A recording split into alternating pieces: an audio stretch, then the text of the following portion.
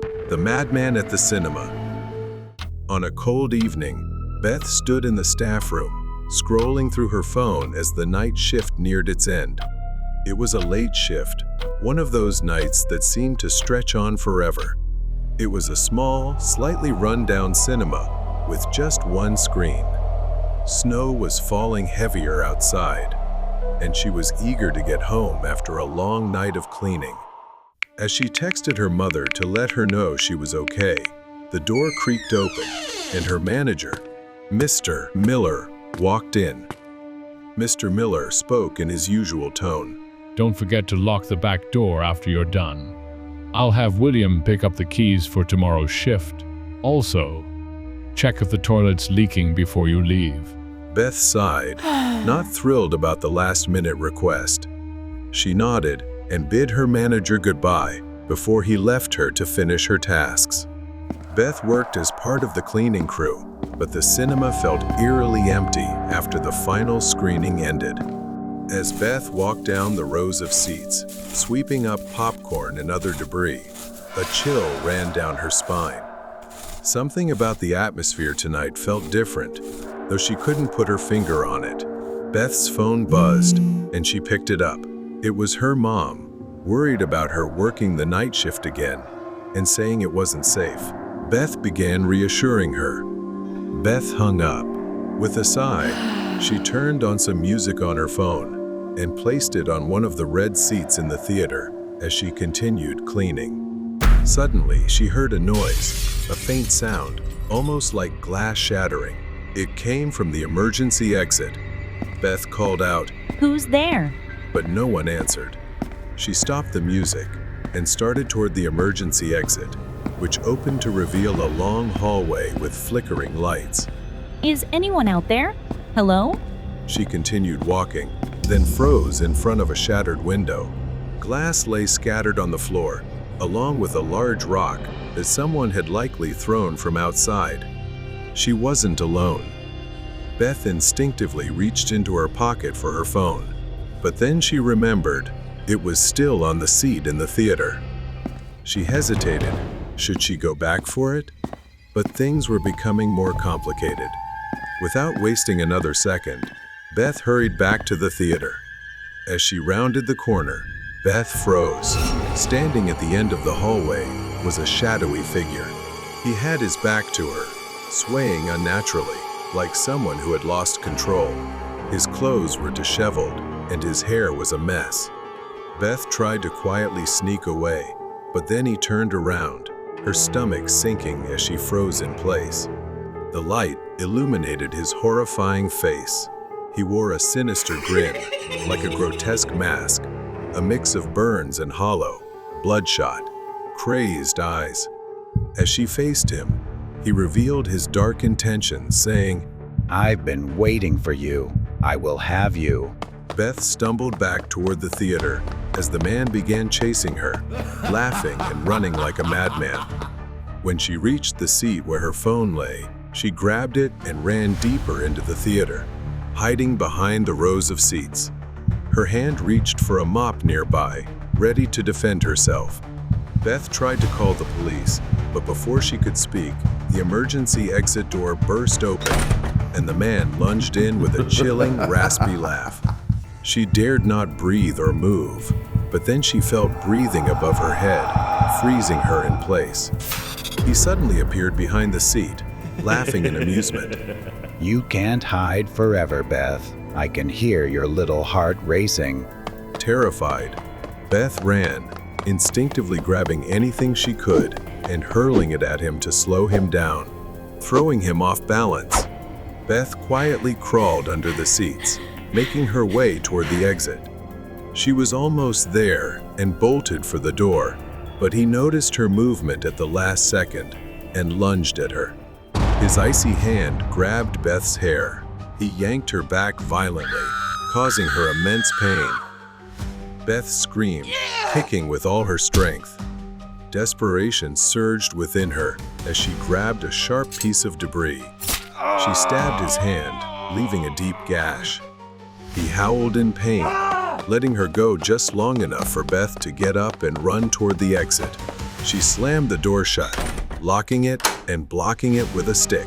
Despite his screams and pounding, I'll be back. I'll find you. she ran outside, barely noticing the cold, trembling as she called for help. Later, the police revealed that the man had been stalking Beth for weeks, even poisoning her cat to cause her grief. Beth was horrified. She had never known the man, but he had inserted himself into her life without her knowledge for a long time. Beth survived, but her life was forever changed. She was in shock, undergoing therapy, and eventually moved in with her sister. The shadow of an eccentric person. Maggie had been staying at her friend's apartment in this remote town for the past few weeks. The old apartment was the perfect escape for her from the chaos of life, but the peace she sought was quickly overshadowed by an odd, unsettling feeling that seemed to linger in the walls. Lily moved around the living room, tidying up a bit. She noticed there were quite a few mirrors hanging on the walls, as her friend was a collector of mirrors. But those mirrors gave her an inescapable feeling that they held something more. As she passed by one of the mirrors, for a brief moment, she felt as though something or someone was staring at her. She wasn't sure and brushed it off. Maybe it was just her imagination. She picked up a few scattered items from the coffee table and walked down the hallway to the bathroom. That night, Lily prepared to take a bath. She was tired and wanted to relax, to forget the strange feeling creeping into her thoughts. She turned on the faucet to fill the bathtub, steam filling the room. But as she was waiting for the tub to fill, her eyes suddenly caught sight of the mirror above the sink. She felt as if something was moving. Maggie startled, turning around, but there was no one in the room. The air was heavy with silence. A shiver ran down her spine, and she quickly exited the bathroom, her thoughts spinning. She tried to convince herself that it was nothing, just stress from being alone in a strange place. One night, as she was about to drift off to sleep, she noticed a noise, or something moving. A shadow was cast on the floor. She felt an unease unlike anything she'd ever experienced. She didn't dare move. Her anxiety grew. Suddenly, the feeling of being watched became unbearable. Maggie turned, opened her eyes, and there he was, a tall, pale, gaunt man with sunken eyes standing right behind her. Maggie jumped up, rushed to turn on the bedside lamp, but her hand slipped, and she knocked it over.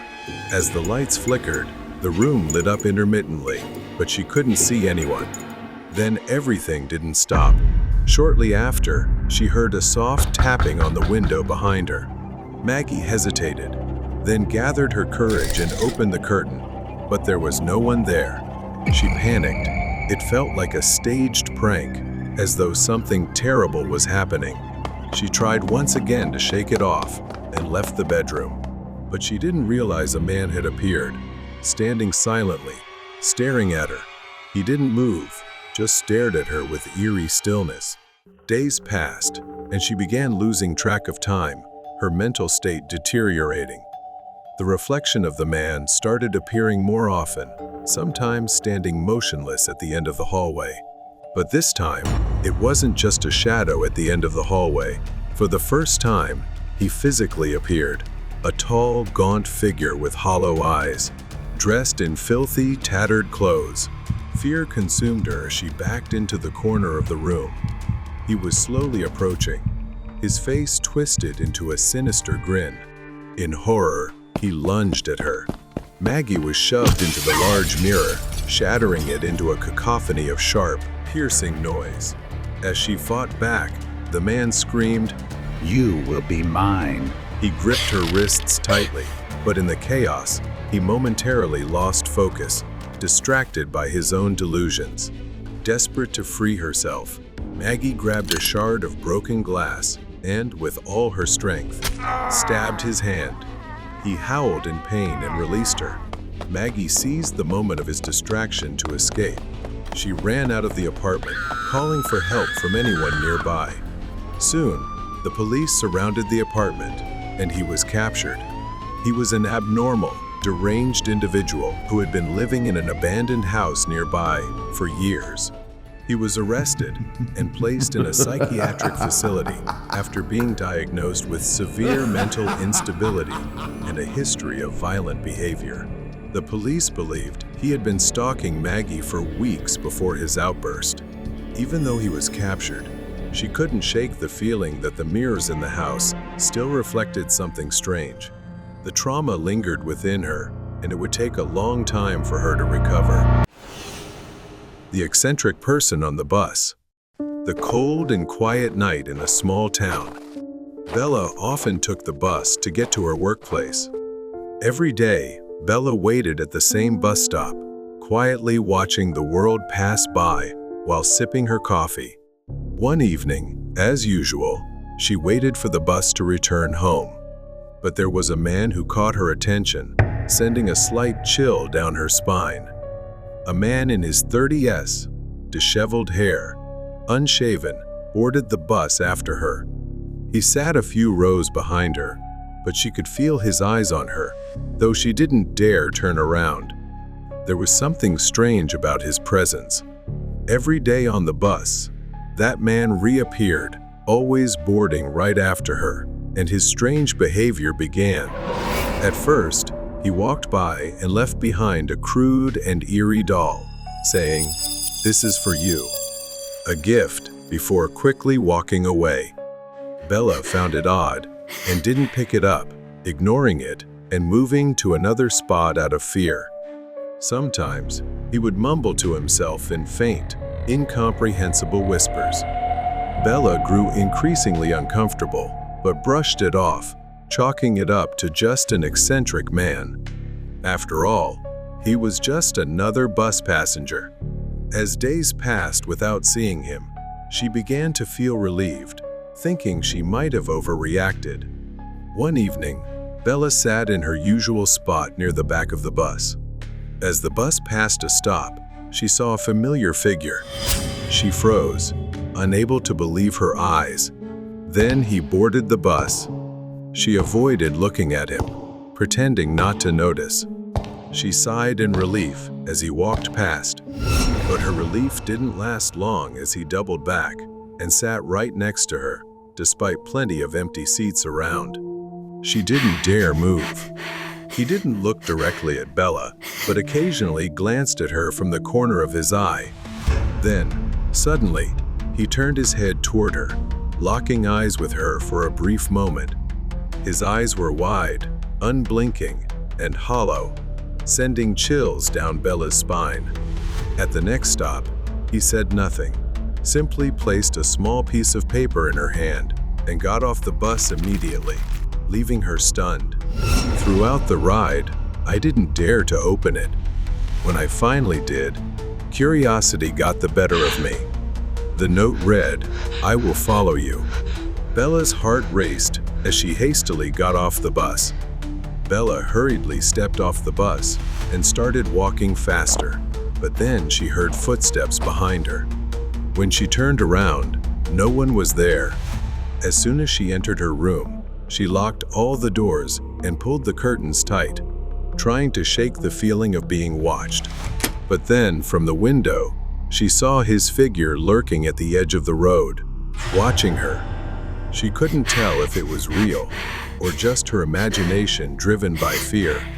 The next day, Bella took a different route to work, avoiding buses entirely. But paranoia crept in. She began to feel like someone resembling the man from the bus was watching her from alleys, observing her from afar. Then the nightmare struck. A cold hand grabbed her wrist. Startled, she turned around in shock to see him, the man who had been following her from the bus. He gripped her tightly and said in a chilling voice, "You don't need to be scared. I just want to make sure you're safe."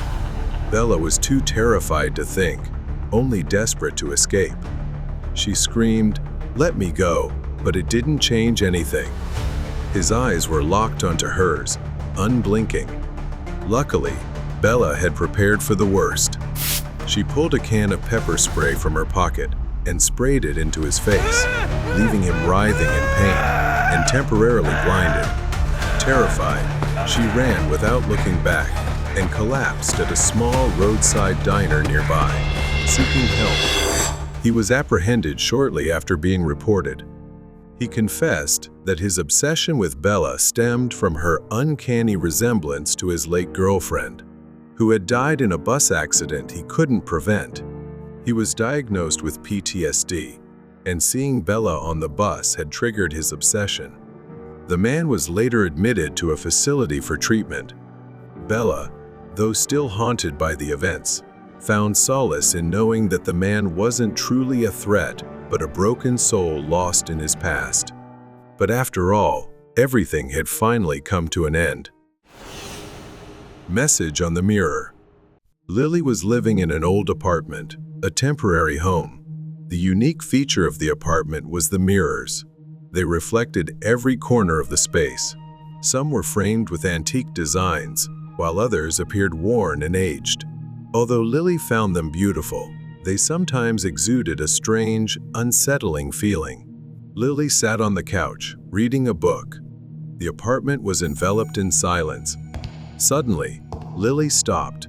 She heard footsteps. She sat still, listening. The sound continued, but when she looked around the room, no one was there. She shivered, pulling the blanket tighter around herself. Lily got up and glanced at the mirrors along the hallway. In the dim light, each mirror reflected her image, but with a strange distortion. A slight chill ran down her spine, but she ignored it.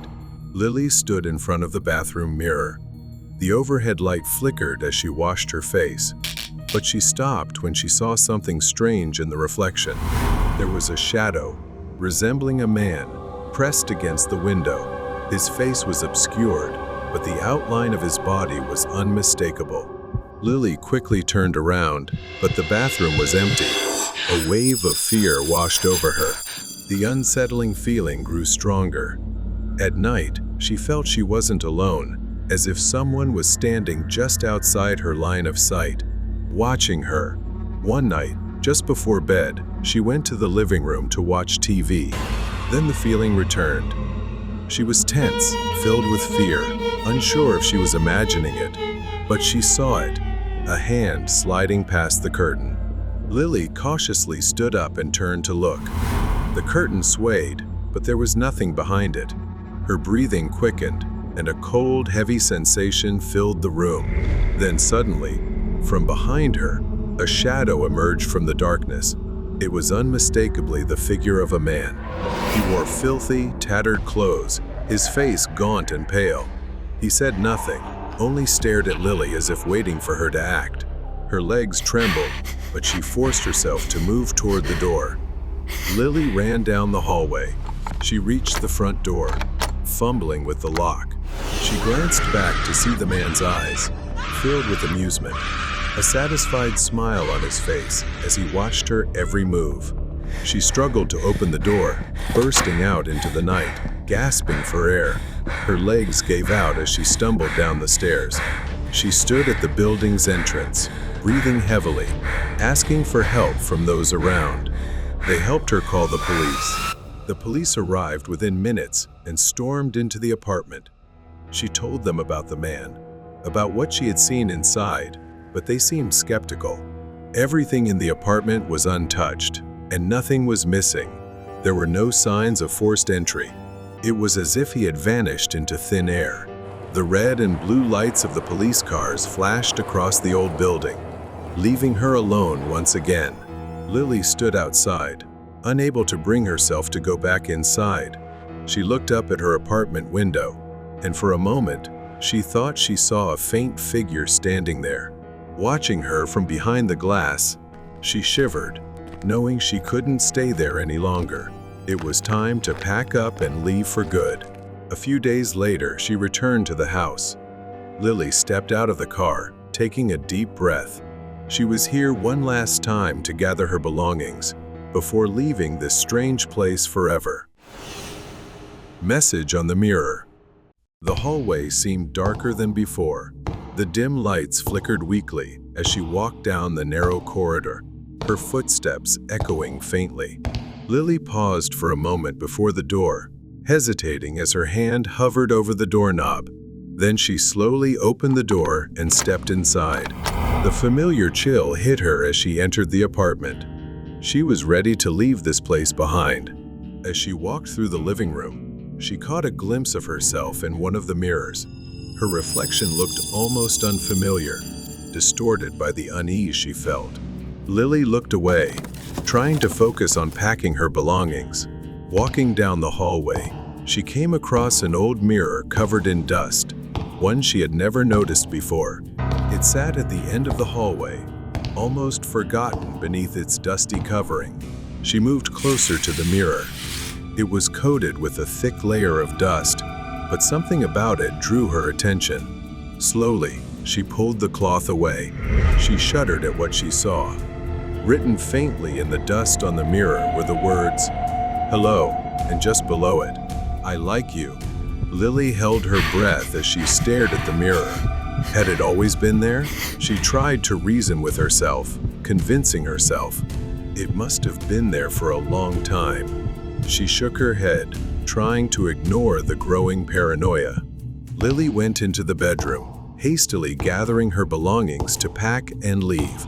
As she passed the bathroom, a sudden chill ran down her spine. She stopped, slowly turning her head to look inside. Lily's heart skipped a beat. The bathroom sink faucet was running. She was certain she hadn't left it on. She cautiously stepped into the bathroom, her eyes fixed on the mirror. A message appeared on the fogged glass. "You are mine." Lily froze in terror. She had heard horror stories about people secretly living in others' homes. Was she unknowingly a victim? Trembling, she reached out to turn off the faucet. Slowly, she extended her hand and touched the surface of the mirror. She was shocked to feel a small latch, and the mirror suddenly moved, swinging open like a door. Lily staggered backward as the mirror revealed a hidden space behind it, larger and darker than she could have ever imagined. Then her heart nearly stopped. A face emerged from the darkness. It was a man, his hair disheveled, his wide eyes and a toothy grin, the shadows seemingly swallowing his body, making him appear as just a floating head. Below, the floor was cluttered with clothes, various trash, and some personal belongings. Panic surged through her. Lily turned, grabbed her keys, and bolted out of the bathroom. Lily burst through the front door of the building. She ran to her car, slammed the door shut, locked it, and called the police. The police arrived quickly. The man was eventually caught, still wearing that unnerving, unnatural smile. The police searched the apartment. They discovered a hidden space behind the bathroom mirror containing personal items, canned food, and things Lily recognized as her own. The man had been living there, watching her, moving around the apartment whenever she was out. When they apprehended him, he refused to explain or answer any questions from the police, sometimes sulking, other times aggressive, appearing mentally unstable. Lily felt incredibly lucky that the man was merely an agitated intruder and not a murderer. Otherwise, things could have been far worse. She started the car, glancing at the apartment one last time. Then she drove away, leaving the apartment and its horrors behind. The obsession with the forgotten hospital.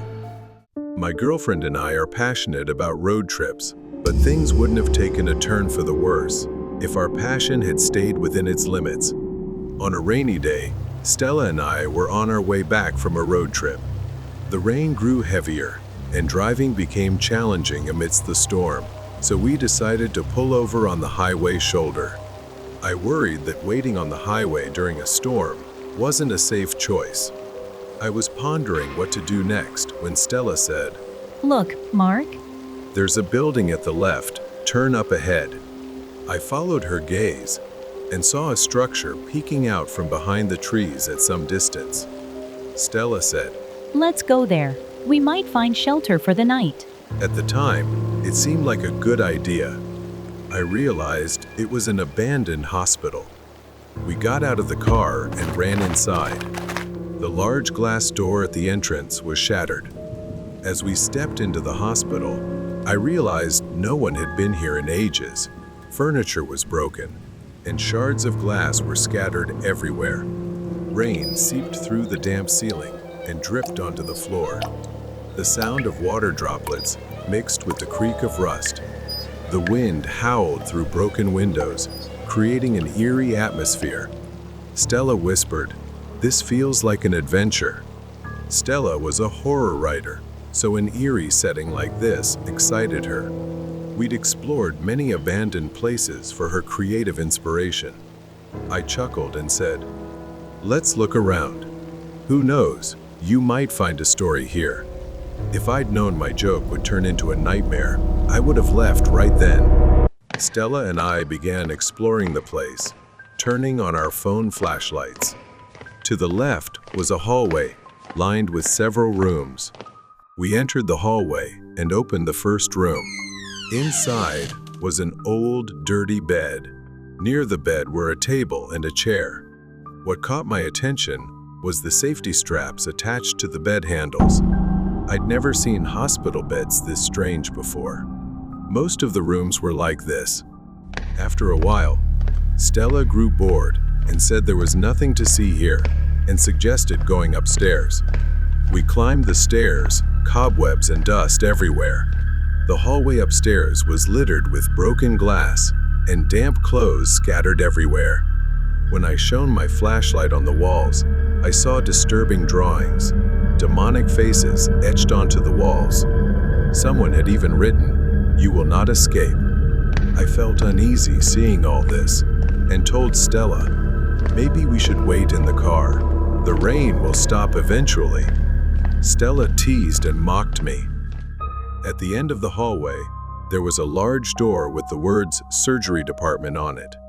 Stella was looking at the graffiti on the wall. I asked her, "What do you think happened here?" Stella smiled and said it was just a surgery room.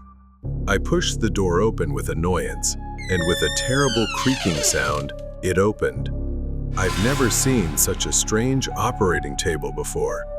It looked more like a stretcher, but it had handcuffs and leather straps. Stella's face went pale as she examined all of it with a genuinely terrified expression. I approached the operating table. There were surgical tools lying on it.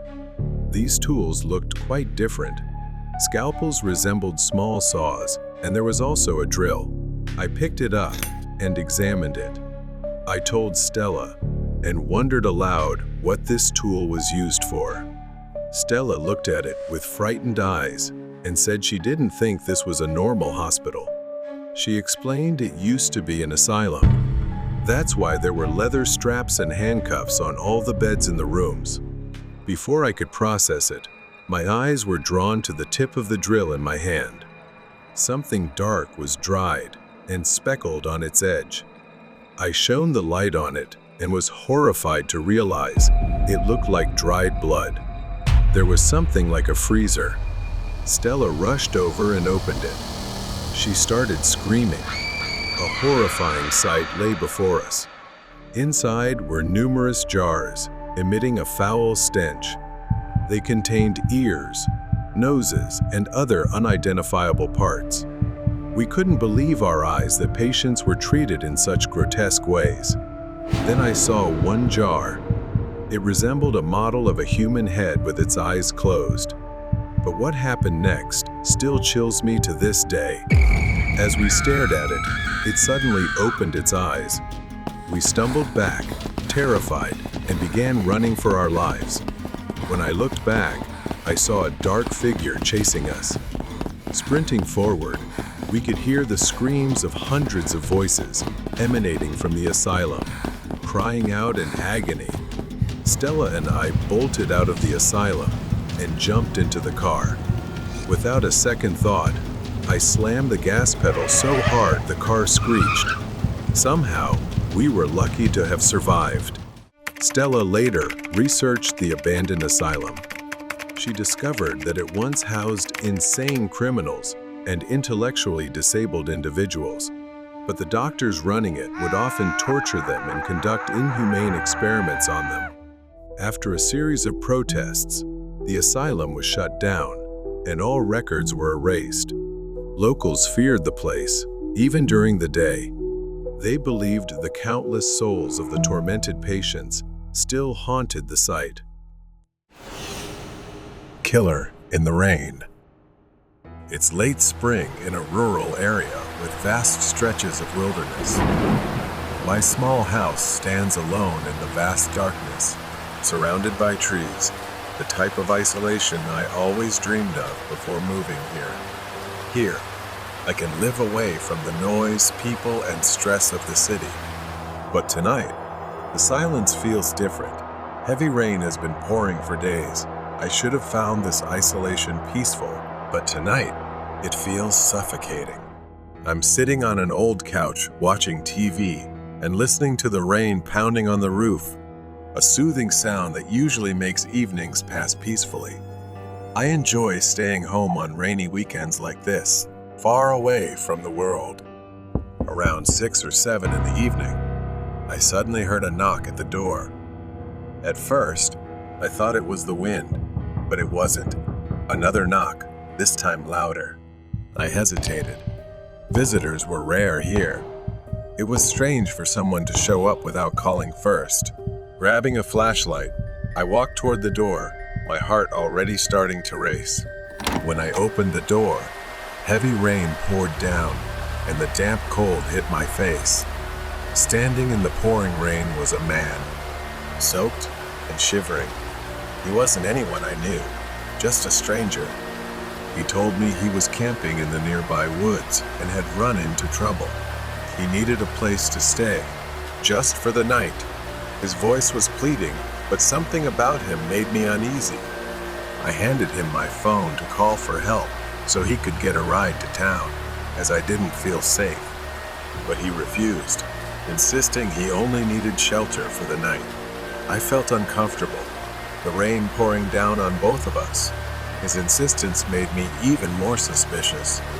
I bluntly told him he couldn't stay here. After pausing for a moment, he turned and walked down the dirt path leading back to the woods. I watched him disappear into the trees, his figure fading into the rain. I locked the door immediately, still feeling uneasy. I tried to shake off the strange encounter, telling myself I did the right thing. There was no way to know if he was dangerous, especially in such a remote place. The rain kept falling, and I sat back down on the couch, trying to focus on the TV, but my mind kept drifting back to that knock at the door. After 2 hours, I noticed something, a faint orange light shining through the curtains at the back of the house. I haven't checked the window in a while, but now there's something outside. I stood up and pulled the curtain aside. Through the rain and mist, I saw it far off in the woods behind my house, a small flickering campfire beneath a tree. Despite the heavy rain, the fire was still burning. There was a figure in the rain, but I couldn't make it out. That uneasy feeling turned into fear. Could it be him again? Why had he returned? And what was he doing out there, just standing near my house in the pouring rain? I picked up the phone and called the police. I didn't care if it took them an hour to get here. I needed someone to ensure he was gone. After the call, I glanced out the window again. The fire was still burning, but the figure had vanished. Panic surged through me. I rushed to the front window and saw him, the man from earlier, walking by with a rifle slung over his shoulder. He was heading toward the house, toward me. I staggered toward the closet in the hallway, my hands shaking as I grabbed the handgun and rubber bullets. I had bought it for protection, but I never really thought I would need it. I didn't want to hurt anyone. I pressed myself against the wall, listening to the man pounding on the front door. This time it was harder, as if he was hitting it with the butt of his rifle. I had to do something. I couldn't let him in. I yelled that I had a gun and it called the police. I stood still, gun in hand, straining to hear any sign of movement. Moments stretched on, and finally, after what felt like an eternity, I looked through the peephole. The porch was empty. I cautiously stepped outside, gun still in hand, immediately drenched by the rain. I saw large footprints, caked in mud.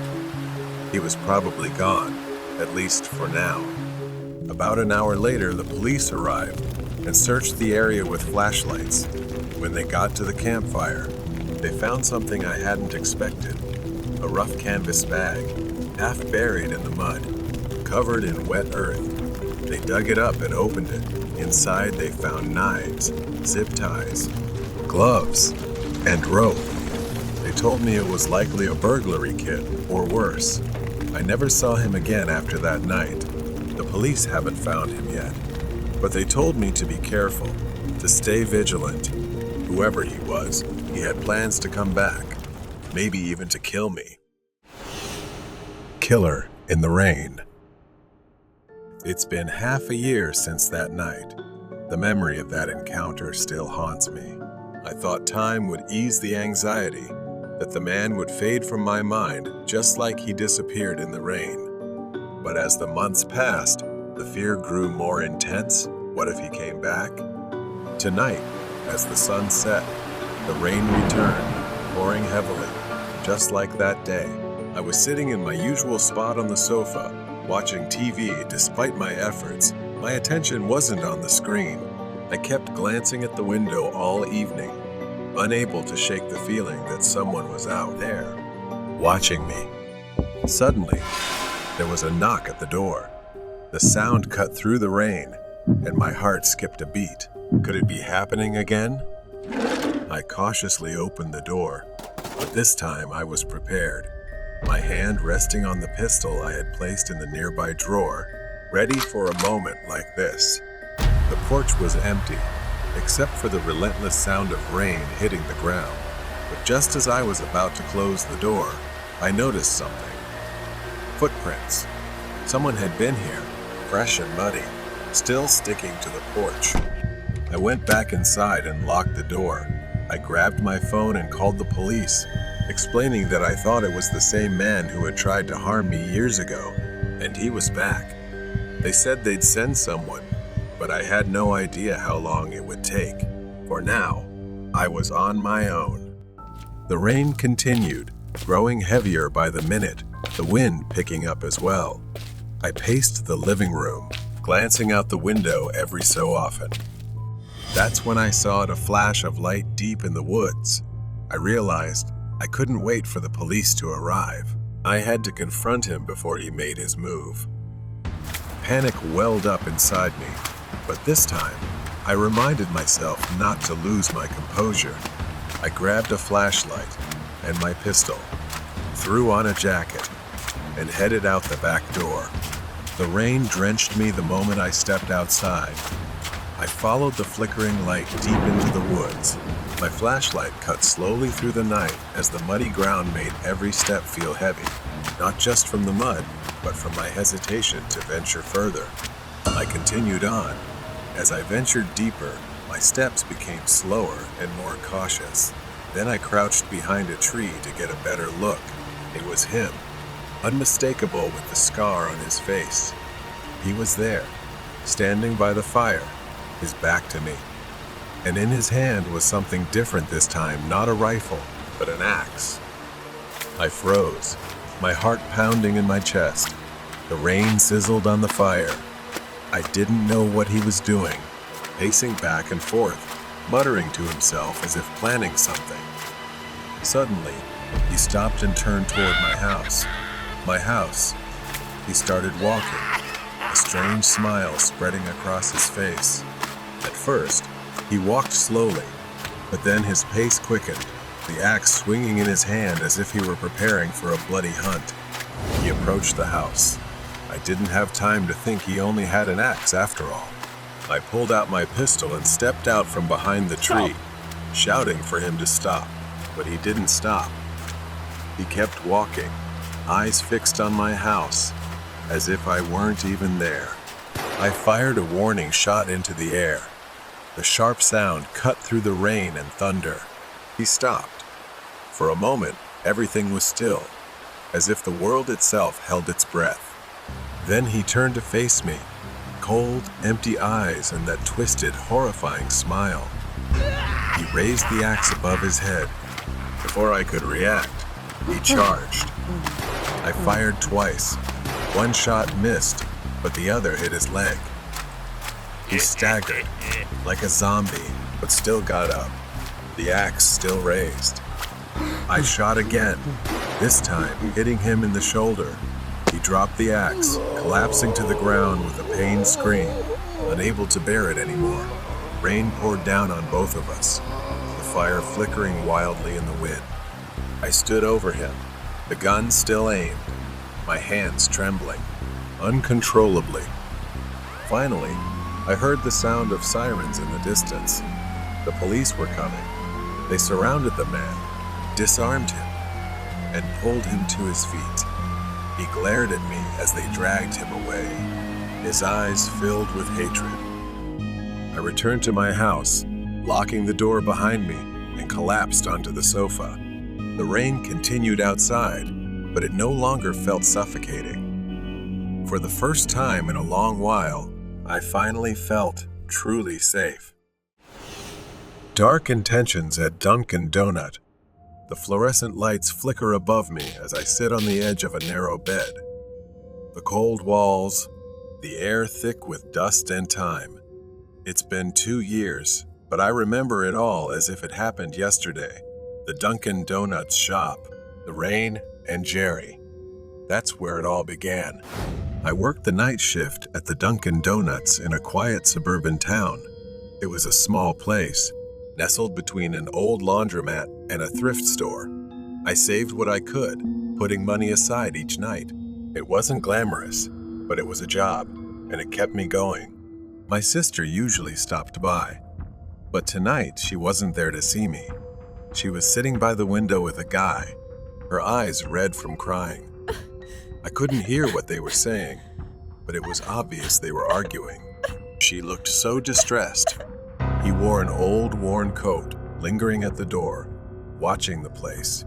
Tonight, he hesitated at the door, lingering longer than usual. I tried to keep my distance. There was something about him that made my skin crawl. I snapped out of my thoughts when the door creaked open, and Jerry walked in. He was irregular but always so strange. His habit of coming in at exactly 10 p.m. never failed. He shuffled to the counter, but his gaze shifted to my sister, now sitting alone, staring out the window. Jerry leaned in, asking me about her, asking if he could get her number. I clenched my jaw, trying to smile politely, but the sharpness in my voice slipped out. "Leave her alone, Jerry. Just order and go." He chuckled and said, all right, I'll have the usual." He ordered a chocolate donut and hot chocolate, which he always ordered, and went to his usual seat in the corner. I watched him eat, tearing tiny pieces off his donut, his eyes flicking toward me now and then, making me uneasy. My shift ended. It was pouring as I walked home, the streets deserted, but after a few blocks, I started hearing another set of footsteps, echoing mine, stopping when I stopped. I turned around, but no one was there, just the empty sidewalk stretching under the streetlights. I kept walking, faster, but the feeling of being watched stayed with me. I finally made it back to my apartment. I went into my bedroom, letting the silence envelop me. But then I saw him, Jerry, standing across the street, holding a radio. He just stood there, staring at me, the radio pressed to his ear. He pressed his head to it, then suddenly smashed it against his head with a blank, puzzled expression. Blood gushed from his head. I scrambled around the room for my phone to get help, but when I looked back, he was gone. I sat on my bed, staring out the window into the rainy night. Jerry's face kept flashing in my mind. I couldn't take it anymore. I was sick of seeing him every night. And then, a dark thought crept into my mind, and I felt an odd satisfaction as I imagined it unfolding. I needed to teach him a lesson, to make him understand he wasn't welcome. The next night, I returned to the shop, stopping at the back to grab some supplies. I picked up a box of donuts, carefully selecting a chocolate one, just like Jerry's usual order. I pulled a small vial from my pocket, a stimulant strong enough to paralyze him for a while.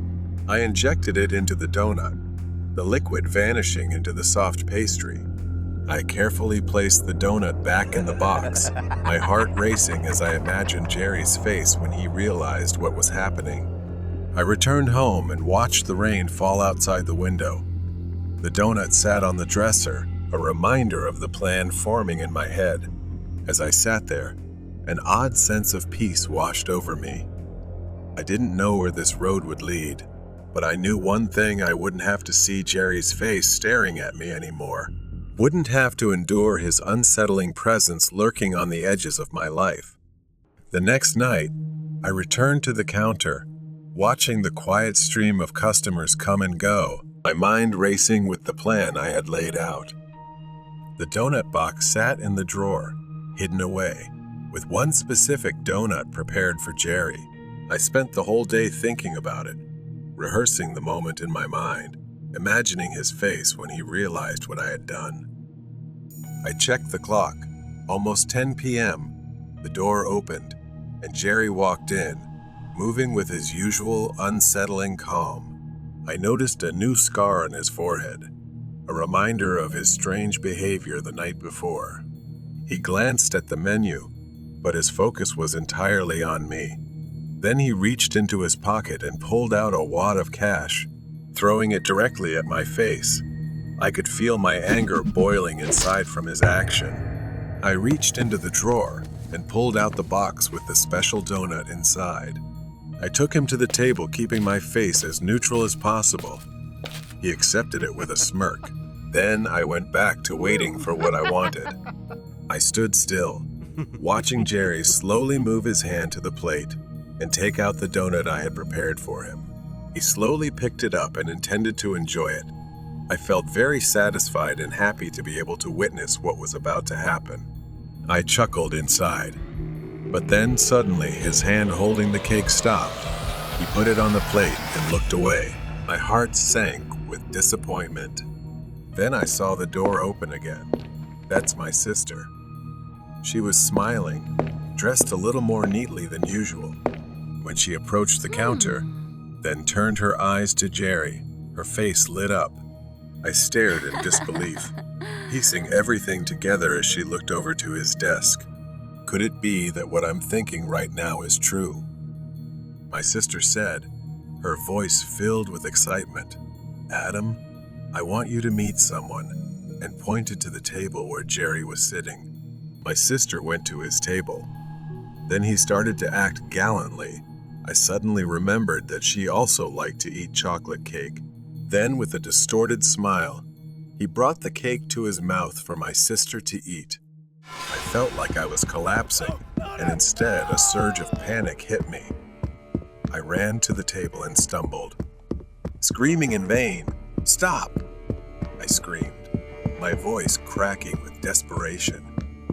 Panic flooded the room as I knelt beside her, screaming, shaking her, hoping she'd wake up. Jerry knelt down too, his face showing real horror as he tried to help. He pressed down, trying CPR, but it was no use. She was unconscious, her face pale. That's when it hit me, had I misjudged him all along? I grabbed my phone, my hand shaking as I dialed for an ambulance, my mind reeling as I realized the gravity of what I had done. The ambulance arrived, and I followed as they loaded her into the back, the siren wailing as they sped toward the hospital.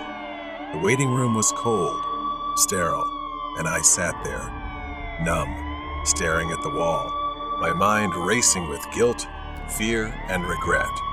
A doctor came out, his face grim. He told me she was alive, but barely. The drug I put in the donut was enough to paralyze her temporarily, but very dangerous. She might not walk again. If there had been more, she wouldn't have survived. Relief washed over me for only a brief moment before I saw the police step into the waiting room, their eyes fixed on me. They approached, and I could feel the weight of what was about to happen. The room was harshly lit, cold, and unwelcoming. They asked me questions again and again, trying to piece together what had happened. I told them the truth, every detail, from Jerry's strange behavior to the plan I had laid out, unaware of the devastating consequences. The officer listened and told me I was lucky my sister was still alive. But I should not be mistaken. This was premeditated, and I would face the consequences. With the camera evidence and the plots I had schemed, I was now convicted, the weight of my actions bearing down on me as I was led away. I sat on the edge of my bed, staring at the door through the cold prison bars. The world seemed distant, but the memories of that night never left me. I wondered about my sister, hoping she had healed, hoping she had moved on, and maybe, someday, she would forgive me. Echoes from the haunted shop. It all began as a challenge. Every town has one, a haunted location that no one dares to enter after dark. For their city, it was an old fast food restaurant that had closed down years ago after a string of mysterious deaths. Now, it stood there, decaying at the corner of the street. For years, stories surrounded the place. Customers disappeared, strange noises echoed at night, and lights flickered inside despite no power. Some even claimed the place was cursed. The building loomed before them, weeds sprouting through cracks in the sidewalk, and an old, rusty delivery truck sat in a distant corner. The neon sign had long since died, but somehow, even in its decay, it emitted an eerie glow under the moonlight. They approached the door, and James pushed it open without hesitation. It creaked loudly, the sound echoing through the empty space inside. A foul odor immediately assaulted their noses, a rotten mixture of mold and something much worse, something decaying. But as she stepped inside, Sarah felt a chill seep into her bones. Her eyes darted around, wide with anticipation. Inside, the scene was worse than expected. It looked frozen in time, as if everyone had left one day and never returned. Dust covered the wrapping counter and old trays lay scattered on the floor. Then, a flickering light appeared at the back, something that shouldn't have been on, as there was no power here. They moved toward the kitchen, where most of the rumors originated. They said a corpse had been found here. As they approached the kitchen door, the overhead light flickered again, casting long, distorted shadows on the wall. James gave a nervous smile. The kitchen was a mess. Rusty appliances were caked with grease. The tiled floor was cracked, and dark stains splattered the walls. They began to hear whispering growing louder, coming from the old cold storage room at the back of the kitchen. Sarah stepped closer and peered inside. Something caught her attention, a reflection. At the back of the cold storage room, behind the shelves, was a mirror. The strange thing was they had never seen a mirror inside a cold storage before. And in the reflection were the two of them. But there was another dark shadow standing right behind Sarah and James. She turned around abruptly, but the room was empty. But in the mirror, they could both see her. A woman. She stood just a few feet away, her sunken eyes and skeletal face staring at them hungrily. In fear, they turned to leave, but the cold storage door slammed shut with a deafening noise. Darkness seemed to engulf them. She didn't dare look back, feeling a chilling presence, as if she were right there behind her.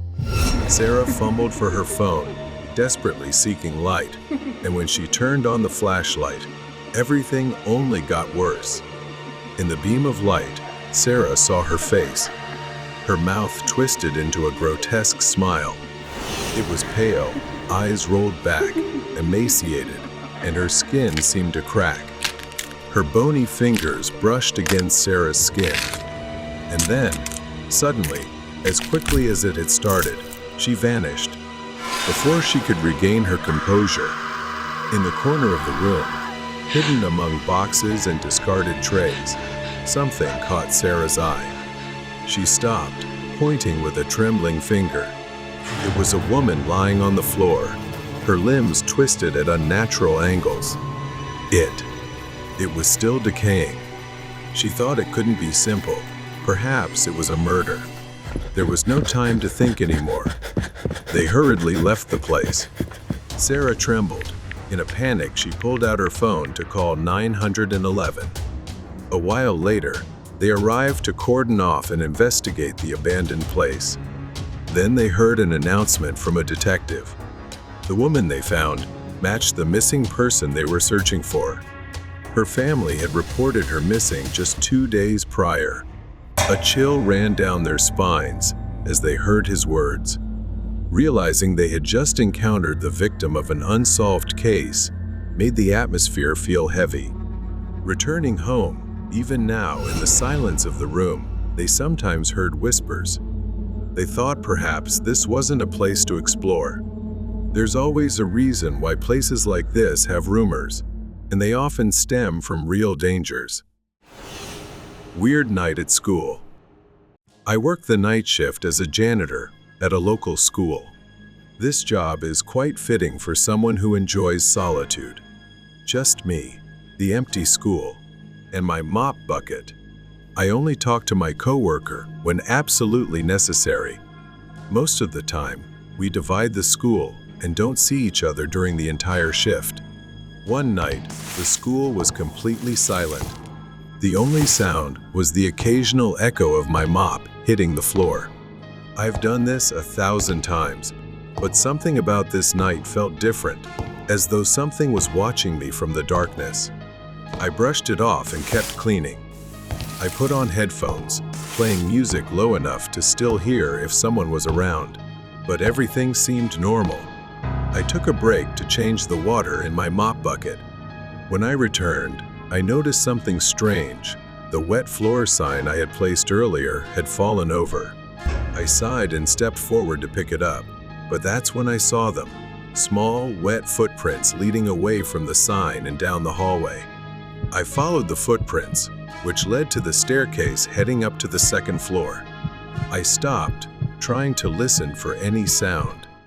Then, I saw something move out of the corner of my eye. It was fast, a flicker of motion at the end of the hallway. I rushed to the end of the hallway, but no one was there.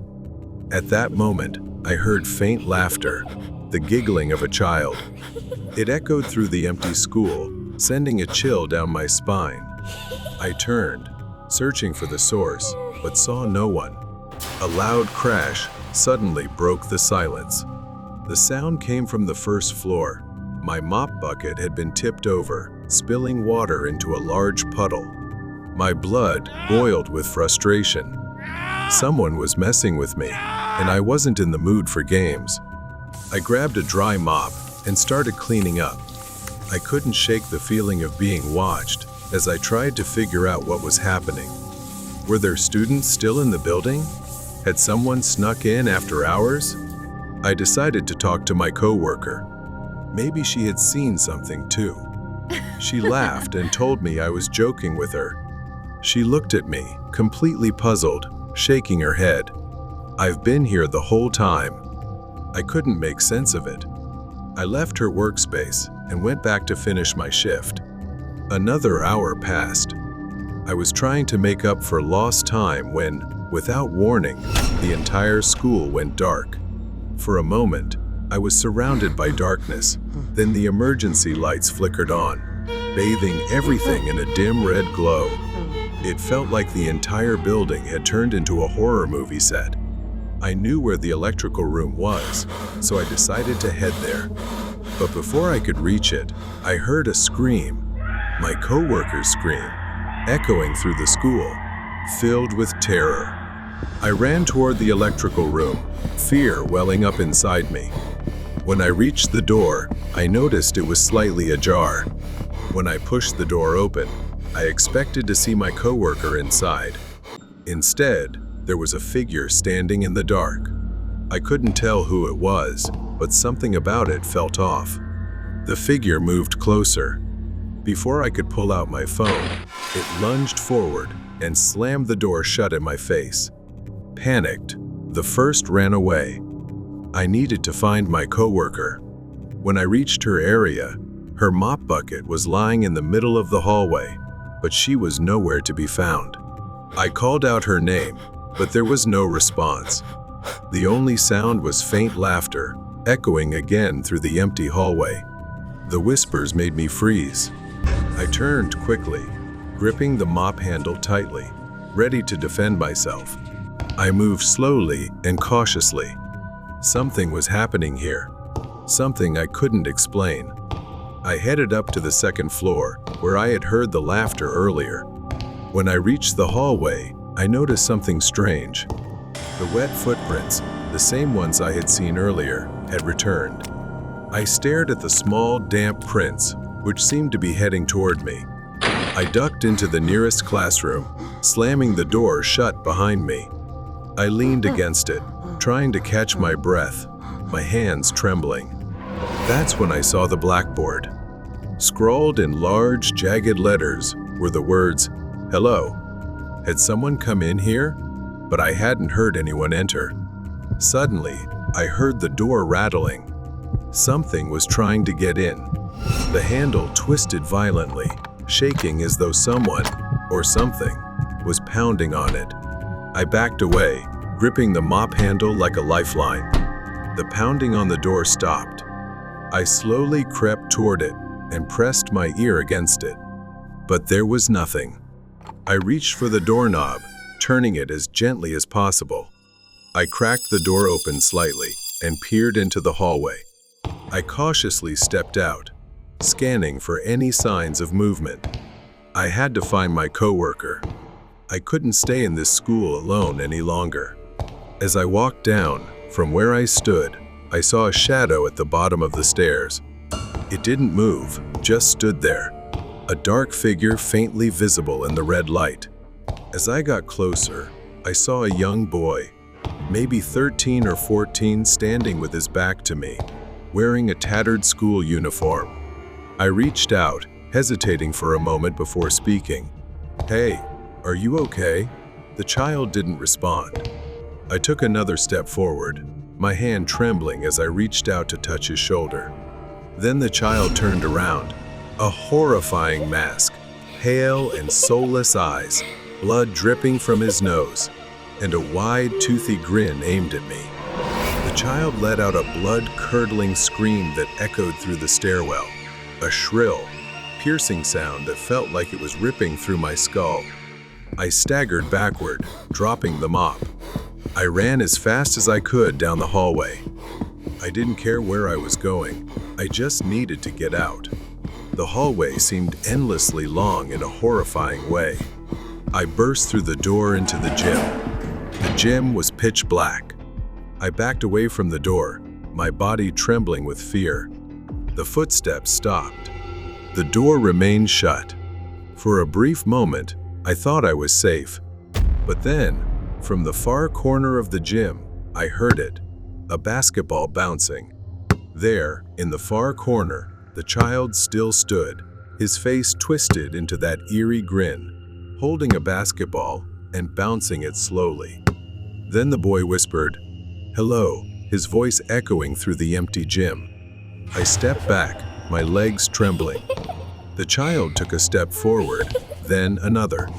Each step was slow, deliberate, as though he was savoring the fear he was causing. I didn't think anymore. I bolted outside, running as fast as I could toward the parking lot. My legs felt like they would give out at any moment, but I kept running. I didn't stop until I reached my car. My hands shook as I fumbled with the keys, finally unlocking the door and jumping inside. As I started the engine, I looked back at the school. In one of the second-floor windows, I saw the child standing there, staring down at me with that twisted smile. I hit the gas and sped out of the parking lot. The image of that child burned into my mind. I didn't return to the school the next night. I never went back there again. The insatiable craving at Voodoo Donuts. A cold winter night, when the air in their quiet little town grew heavy and horrifying. Sarah was working the night shift at Voodoo Donuts, a place that always smelled of sugar and spice. But that night, the sweetness seemed suffocated. The shop felt oppressively heavy. The doorbell jingled violently as it swung open. Big Joe, a regular customer, a man with a massive frame, usually outdone only by his cheerful demeanor, had been acting differently lately. A giant donut eating contest, meant for thrill seekers, had become a nightly ritual. He'd always ask about it, wondering if anyone had completed it in under 80 seconds. But that night, he didn't just come to eat donuts. He barged in, slamming the door so hard it banged against the wall, startling everyone. He strode straight to the counter where she stood, speaking in a gruff voice. Tonight is the night of feasts. She shuddered at the way he spoke, as if he wasn't really talking to her but to something behind her. Sarah hesitantly slid a tray of giant donuts across the counter. Joe grabbed it with trembling hands, his lips twitching into a deranged smile. Joe sat in his usual spot, closing his eyes and muttering unintelligibly, his large hands hovering over the tray of donuts. Without warning, he began devouring them. His movements were frantic, each bite seemingly adding to the bizarre intensity of his performance. Sarah watched from behind the counter, her unease growing stronger. Joe suddenly stood up, overturning the table. Donuts spilled onto the floor, but he didn't seem to notice. He started speaking in a strange language. From behind the counter, Sarah instinctively reached for her phone. Before she could dial, Joe grabbed a kitchen knife from the prep station nearby. Joe pointed the knife at the room, his wild eyes scanning the terrified customers. Eat, eat. He lunged at a young man, pressing the knife to his throat. He held him tightly, the man sobbing as Joe picked up a donut and shoved it into his mouth. Sarah spotted an old fire extinguisher mounted on the wall. She grabbed it tightly, stepping back into the chaos. As Joe raised the knife to strike, she stealthily lunged forward, swinging the fire extinguisher with all her might. It hit Joe's head with a horrifying thud. He staggered, dropping the knife, but didn't fall. Joe turned to face her, a low growl emanating from his throat. His eyes, full of rage, locked onto Sarah. Joe staggered toward her. You don't understand. I am the chosen one. The feast never ends. He picked up a donut that had fallen on the floor and shoved it into his mouth. As he ate, his breathing grew erratic. His face turned pale, sweat streaming down his forehead. Suddenly, something caught. He clutched at his chest. His massive body trembled, then collapsed to the floor with a loud thud. Silence enveloped the room. Sarah dropped the fire extinguisher. She cautiously approached Joe's motionless body, her breath ragged as she checked for a pulse. There was none. Police cars and ambulances stood outside the shop. She sat in the back of the ambulance, a blanket wrapped around her. Sarah couldn't escape the image, the final moments of Joe, his madness, and the obsession with a challenge that had led to his demise. Nightmare Neighbor. The old, tall apartment building stood under the dim glow of the streetlights. It was late, and most windows were dark. Rena was standing outside, staring up at the second floor. Her floor. She had lived here for a few months, and the place had always been quiet, until Arthur moved in next door. Rena's apartment was at the end of the hallway on the second floor, and taking out the trash usually only took a few minutes. But tonight, she felt as though someone was watching her. As she was about to turn the corner at the end of the hallway, he was there. Arthur was standing by his door, looking as though he had been waiting for her. He always found excuses to talk and stand uncomfortably close to Rena. She lowered her head, quickly murmured a greeting, and walked toward the stairs. This time, he said nothing. Goosebumps rose on Rena's skin. Something felt different tonight, making her more uneasy than before. Rena entered her apartment and quickly shut the door. She took a moment to calm herself, telling herself she was overreacting. She turned off the lights in the living room, planning to lie in bed and watch TV. It was late, and she was tired, but she wasn't ready to sleep yet. As she walked past the broom closet, she heard a faint sound, a soft rustling from inside. Her heart skipped a beat, and she froze, staring at the closet door.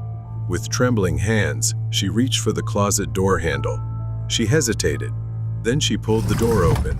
Arthur was in there, inside her storage closet. For a moment, time seemed to stop. He was just there, staring at her, unblinking, with a twisted smile on his face.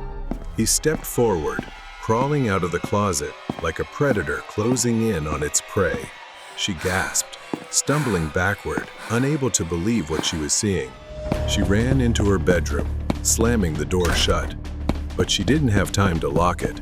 The door burst open, and Arthur was right there, his face wild and unhinged. She dashed toward the bathroom, the only place left to hide. She slammed the door shut just as Arthur reached the bedroom. Her hands fumbled with the lock. Rena's back pressed against the cold bathroom wall. Her breaths came in quick gasps as Arthur pounded on the door, trying to break through. The thin wooden door was the only thing separating her from the man who had been stalking her for weeks. His sickening grin etched deeply into her mind. Thankfully, she had her phone. She clutched it tightly, her fingers trembling as she spoke to the police.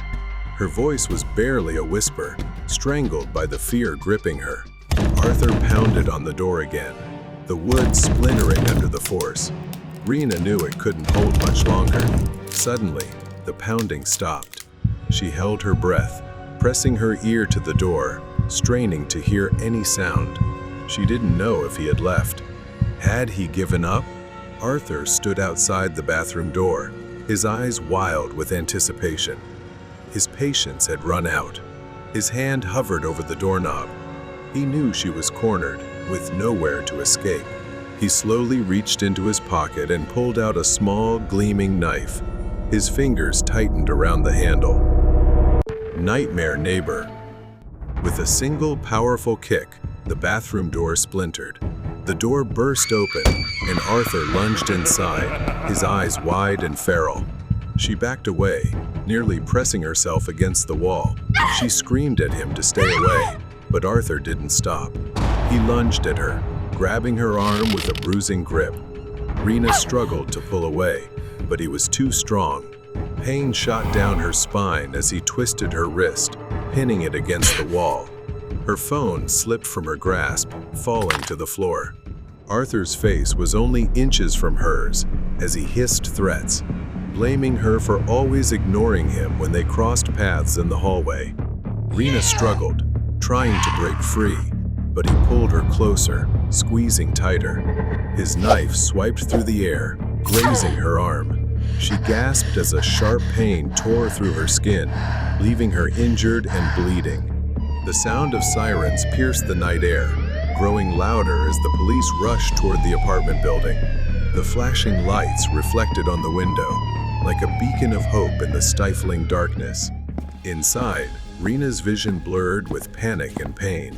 He shoved her against the wall again, laughing maniacally as he brought the knife closer to her neck. Her free hand flailed, fumbling along the counter by the sink and the shelves, searching for anything she could use to defend herself. She grabbed a glass soap bottle and, without thinking, smashed it against Arthur's head. The glass shattered, and he staggered backward, momentarily dazed. Arthur stumbled, and the knife slipped from his grip, falling to the floor. Rena didn't wait. She bolted for the door, clutching her bleeding arm. She fled the bathroom and into the living room, her mind screaming for escape. But Arthur wasn't far behind. Blood streamed down his face from where the glass bottle had struck him. Enraged, he grabbed the knife from the floor and charged toward her. The police stormed the apartment complex. They knew they had to act fast. Rena reached the living room, but her legs gave out, sending her crashing to the floor. She could feel Arthur's looming presence closing in. the knife still in his hand. His eyes were now filled with rage, the twisted delight in them gone. He reached for her, grabbing her hair. Rena winced in pain, struggling to get up, her body screaming for help. Arthur growled. There's nowhere left to run, girl. Just as he raised the knife again, the apartment door burst open with a loud crash.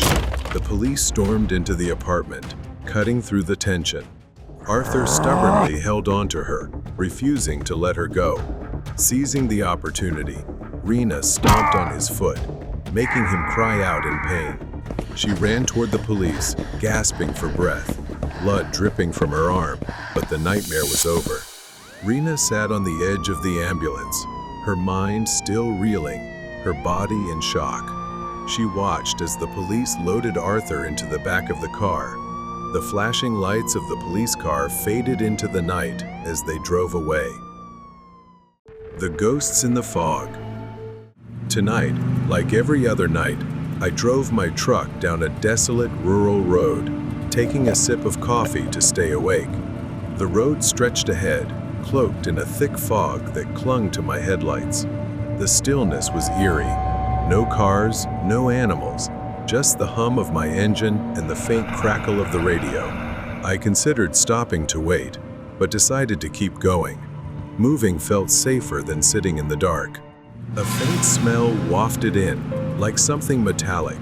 At first, I thought it was just the engine, but it grew stronger, sour and rotten, mingled with the scent of decaying bone. It was stifling, worse than anything I'd ever smelled. I rolled up the window, but the stench lingered, filling the truck like a living thing. My stomach churned violently, and I pulled over to the side of the road. I stumbled out of the truck, gasping for fresh air, but the stench clung to me, lingering in the air. Unable to bear it any longer, I began vomiting. Once I was done, I quickly covered my nose as the smell still hung thick in the air. As I straightened up, I noticed movement ahead, a figure limping across the road, slow and deliberate. The figure was a man. He wore a torn white shirt and black trousers, the fabric old and frayed. I froze, watching him cross the road, oblivious to the faint presence of my truck. His head was slightly bowed, his face obscured by the fog. I climbed back into the cab, intending to approach him. As I drove closer, my headlights illuminated the road ahead, revealing more figures emerging from the fog. All dressed in old-fashioned clothing, moved disjointedly. They limped in unison, heads bowed. They didn't seem to notice me or each other, moving toward the darkness on the other side of the road. I kept driving. Then, from the same direction, a smaller figure appeared, a child, maybe in their early teens. The dense fog surrounded him as he stood motionless on the road, head bowed. Uneasy, I thought the boy might need help. I stopped the truck and stepped out once more. I approached him. "Do you need help?" I called, my voice trembling despite my best efforts to stay calm. The boy didn't respond. Instead, his body remained unnaturally still, his head bowed like a puppet with its strings cut. A heavy silence blanketed the road. I swallowed hard and took another hesitant step forward. Suddenly, the boy's head snapped upward with a jerky motion, the crack of his neck loud enough to echo in the stillness. His face was pale and vacant. I stumbled backward as he tilted his head, as if studying me. Then an impossibly wide mouth opened, a gaping maw that hissed a single word. "You won't escape!" Before I could react, he lunged forward, his icy hands clamping around my leg like a vise. He tightened his grip further. I kicked desperately, trying to break free. Pain shot through me as my knee hit the road. I clawed at the ground, panic surging through me. With all my strength, I yanked my leg free and scrambled backward. My hands and knees burned from the sharp gravel, but I didn't care. All I could think about was escaping. The boy stood and started running toward me, his arms flailing and legs bent at unnatural angles. I stumbled toward the truck, with him right behind me. I dove into the cab and slammed the door shut, fumbling with the lock. His scream was deafening, shaking the truck's windows. His grotesque face, with its gaping mouth, pressed against the windshield. His hands slammed against the glass, leaving smears of something dark and viscous. Trembling, I turned the key and slammed my foot on the gas. The truck lurched forward, throwing him off the hood. His twisted body writhed as he stood back up. In the rearview mirror, I saw him standing in the road, surrounded by other nameless figures emerging from the fog. The road stretched endlessly ahead, the fog growing thicker. They stood motionless, watching as my truck sped into the darkness. The road stretched ahead through thick fog. I couldn't stop thinking about the faceless figures I'd seen before. Days had passed since I escaped the boy in the fog. Their hollow presence, the way they lunged toward me. It felt like they were still out there, just beyond the reach of my headlights, waiting for me. But I couldn't turn back. My delivery had to be made, and this was the only road. Then that smell hit me again faintly at first. Metallic, but quickly turning into a stench. Sharp and rancid, like rotting meat. My stomach twisted as I tried to breathe through my mouth, but it was no use. Ahead, my dim headlights illuminated an old sign by the roadside. It swayed lightly in the wind, its paint cracked and faded. Danger, though at the time, I had no idea of its significance. My headlights flickered briefly, catching the silhouette of a figure in the distance. I slowed the truck, squinting to see the figure more clearly. It was a man, limping across the road, his form distorted by the fog. I hesitated, unsure whether to stop. Then another figure appeared, and another. All of them moved in the same direction, heads bowed, their movements unnervingly stiff. I continued driving slowly, keeping my distance. The figures kept crossing, oblivious to my truck, disappearing into the fog on the other side. I gripped the wheel tighter. "Just people," I muttered, trying to calm myself. "Just people."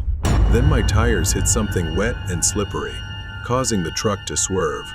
I slammed on the brakes, and then I saw it. A black, wet streak stretched across the asphalt. I stepped out of the truck, the freezing air biting at my skin. The stench hit me, a wave of nausea roiling my stomach. Ahead, the trail led to the carcass of an animal, its body decayed and rotting. Flies buzzed frantically around it, staining the road with wide, dark streaks. I was about to leave, but then something caught my attention farther down the road, shapes moving in the fog. A group of people stood by the roadside. Their movements were strange, unnatural. The next sound that reached me was growling, and perhaps chewing, as if they were gnawing on something. The fog thinned enough for me to see them clearly. I didn't know what they were, but they resembled the things I had seen before, only much more terrifying. Horrifying hollow cavities gaped on their faces and bodies, oozing a black, tar-like fluid. Some of them hunched over another animal carcass, gnawing on its remains with clawed, deformed hands.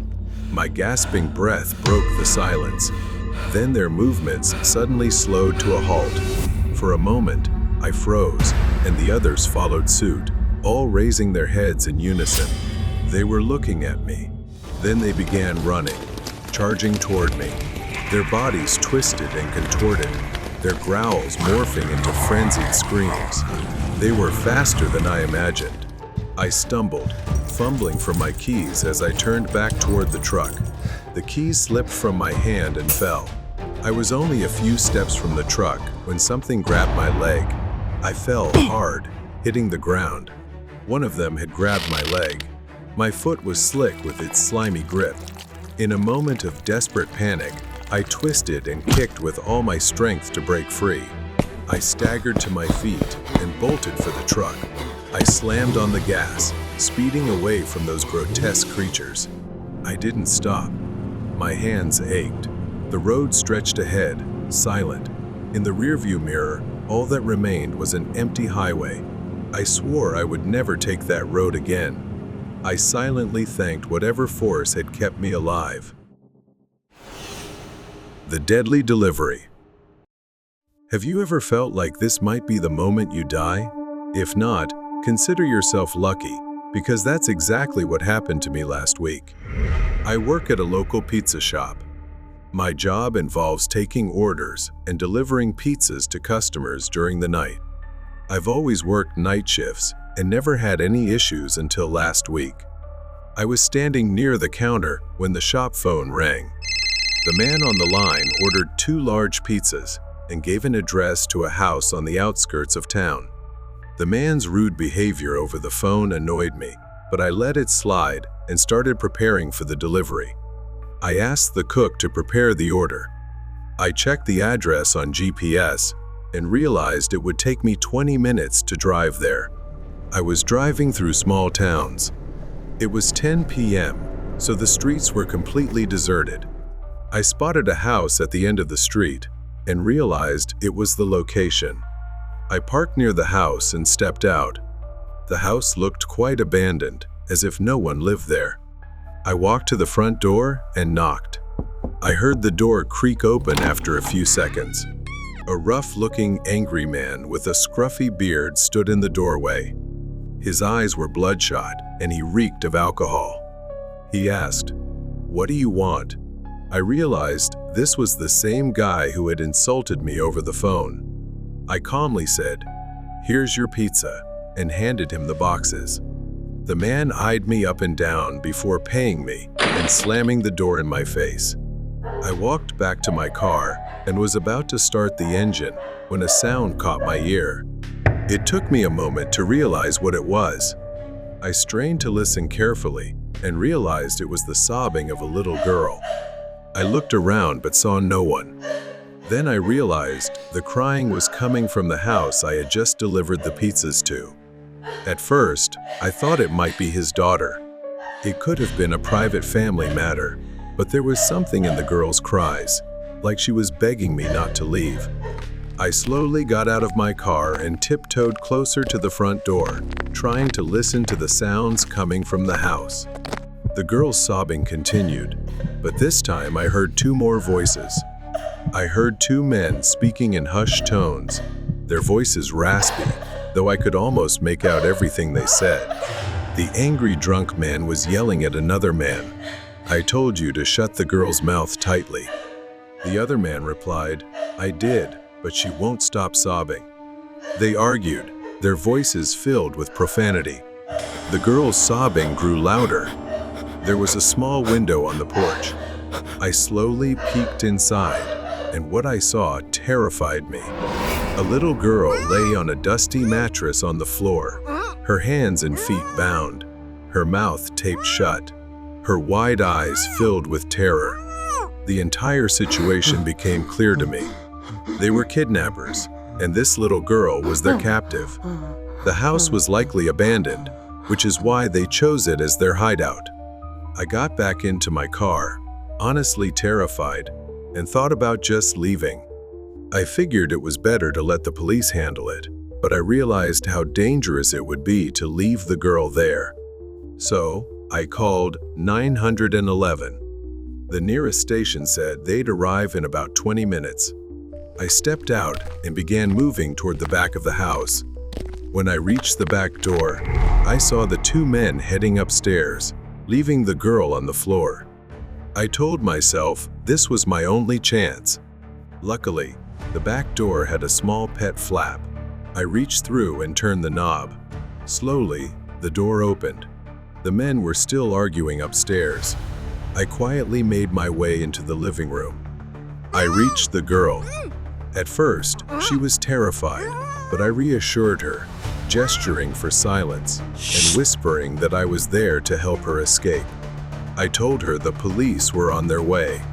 She nodded tearfully. I started untying her, but suddenly I heard hurried footsteps. It was one of them. I immediately picked the girl up and began running toward the door. The bastard pulled out a large knife and chased us. As I neared the exit, he stabbed me in the leg. I screamed in pain. but I couldn't stop. The girl began crying and screaming in fear when she saw blood pouring from my leg. I held her tightly and ran as fast as I could.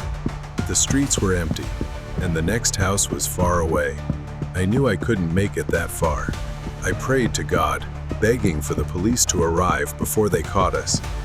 My hope of survival was slipping as I began to lose consciousness, but then I saw red and blue lights coming toward us. The sound of sirens made me breathe a sigh of relief. I passed out. I spent a week in the hospital. The police reunited the girl with her parents and arrested the kidnappers. The doctor told me I might have a limp for the rest of my life, but when the little girl visited me in the hospital, her smile and the happy tears on her parents' faces made every bit of pain worth it. I was happy to have saved a child's life that night, delivering pizza. Nightmare neighbor. The old, tall apartment building stood under the dim glow of the streetlights. It was late, and most of the windows were dark. Rena stood outside the building, staring up at the second floor where her apartment was. She had lived here for a few months, and the place had always been quiet. Until Arthur moved in next door. Rena's apartment was at the end of the hallway on the second floor, and the trip to take out the trash usually took only a few minutes. But tonight, she felt eyes on her. As she was about to turn the corner at the end of the hall, there he was. Arthur was standing by his door, as if waiting for her. He always found a reason to talk and stand too close to her. She kept her head down, mumbled a quick greeting, and brushed past him toward the stairs. This time, he said nothing. A chill ran down Rena's spine. Something was different tonight, something that made her more uneasy than before. Rena stepped into her apartment and quickly shut the door. She took a moment to calm herself, telling herself she was overreacting. She turned off the lights in the living room, planning to head to bed and watch some TV. It was late, and she was tired but not quite ready to sleep. As she passed the broom closet, she heard a faint sound, like a rustling from inside. Her heart skipped a beat, and she froze, staring at the closet door. With trembling hands, she reached for the closet handle. She hesitated. Every instinct screamed at her not to open it, but she had to. She couldn't just leave it. She pulled the door open. Arthur was standing there, in her closet. For a split second, time seemed to stop. He was just standing there, staring at her, unblinking, with a twisted smile on his face. She gasped, stumbling backward. Her heart raced as panic rose inside her. He stepped forward, crawling out of the closet like a predator closing in on its prey. She ran into the bedroom, slamming the door shut, but she didn't have time to lock it. The door flew open, and Arthur was right there, his face wild. She dashed for the bathroom, her final place of refuge. She slammed the door just as Arthur reached the bedroom. Her hands fumbled with the lock. Rena pressed her back against the cold bathroom wall. Her breath came in sharp gasps as Arthur pounded on the door, trying to break through. The thin wooden door was all that separated her from the man who had been stalking her for weeks, his sick grin etched into her mind. Thankfully, she had brought her phone with her. She gripped it tightly, her fingers trembling as she spoke to the police. Her voice was barely a whisper, fear choking her words. Arthur slammed the door again, the wood splintering under the force. Rena knew it wouldn't hold much longer. Suddenly, the pounding stopped. She held her breath, pressing her ear to the door, straining to hear any sound. Was he gone? Had he given up?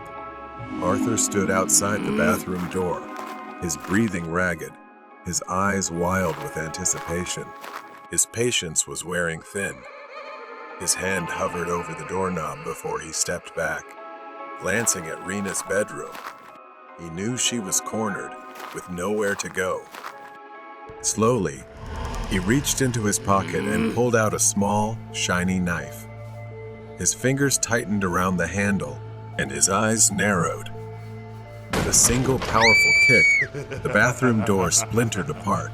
The door burst open, and Arthur lunged inside, his eyes wide and feral. She backed up until she was almost against the wall. She screamed for him to stay away, but Arthur didn't stop. He lunged at her, grabbing her arm in a grip so tight it would leave bruises. Rena tried to pull away, but he was too strong. Pain shot down her spine as he twisted her wrist, pinning it to the wall. Her phone slipped from her hand, crashing to the floor. Arthur's face was now only a few centimeters from hers, whispering threats because she always ignored him in the hallway. Rena struggled, trying to break free, but he pulled her closer, tightening his grip. His knife slashed through the air, grazing her arm. She gasped as a sharp pain cut through her skin, blood trickling down. The sound of sirens tore through the night, growing louder as the police raced toward the apartment building. Flashing lights reflected off the windows, like a beacon of hope in the suffocating darkness. Inside, Rena's vision blurred with panic and pain. He shoved her against the wall again, laughing maniacally as he brought the knife closer to her throat. Her body screamed for escape.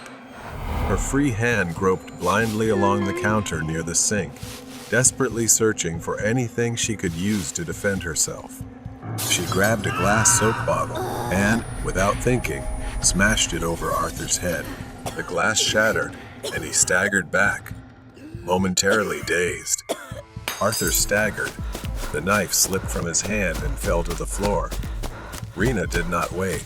She rushed out the door, holding her throbbing arm that was bleeding from the cut he made. She ran out of the bathroom and into the living room, her mind screaming for escape. But Arthur wasn't far behind.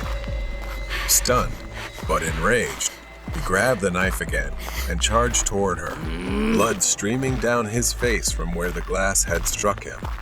The police burst through the front door of the apartment complex, racing up the stairs to the second floor. They knew they had to act quickly. Rena reached the living room, but her legs buckled beneath her, sending her crashing to the floor. She could feel Arthur's looming presence, approaching with the knife in hand. His eyes were now filled with rage, the twisted delight gone. He reached for her, grabbing her hair.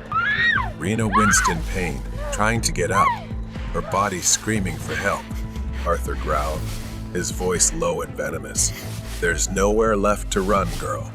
Just as he raised the knife again, the apartment door burst open with a loud crash. The police swarmed into the apartment, guns drawn. "Drop the weapon," one of them shouted, their voices slicing through the tension. Arthur hesitated, giving Rena the opening she needed. She kicked his leg hard, causing him to cry out in pain. She ran toward the police, gasping for breath, blood dripping from her arm, but the nightmare was finally over. Rena sat on the edge of the ambulance, her mind still reeling, her body in shock. She watched as the police loaded Arthur into the back of their car. The flashing lights of the police car faded into the night as they drove away. Take the wrong Uber driver. It was late November, and we had a small party. I stumbled out of the bar into the freezing cold air.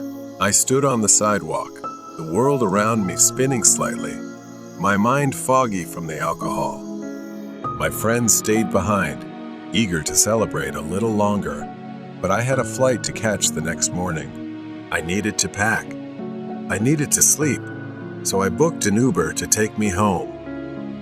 I opened the app, and luckily, a driver accepted almost instantly. The app showed it would arrive in 4 minutes.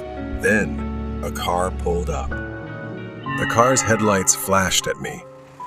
From a distance, I thought I saw someone wave at me from the window. I was tired, and maybe my app was just glitching. The driver must have arrived early, that's all.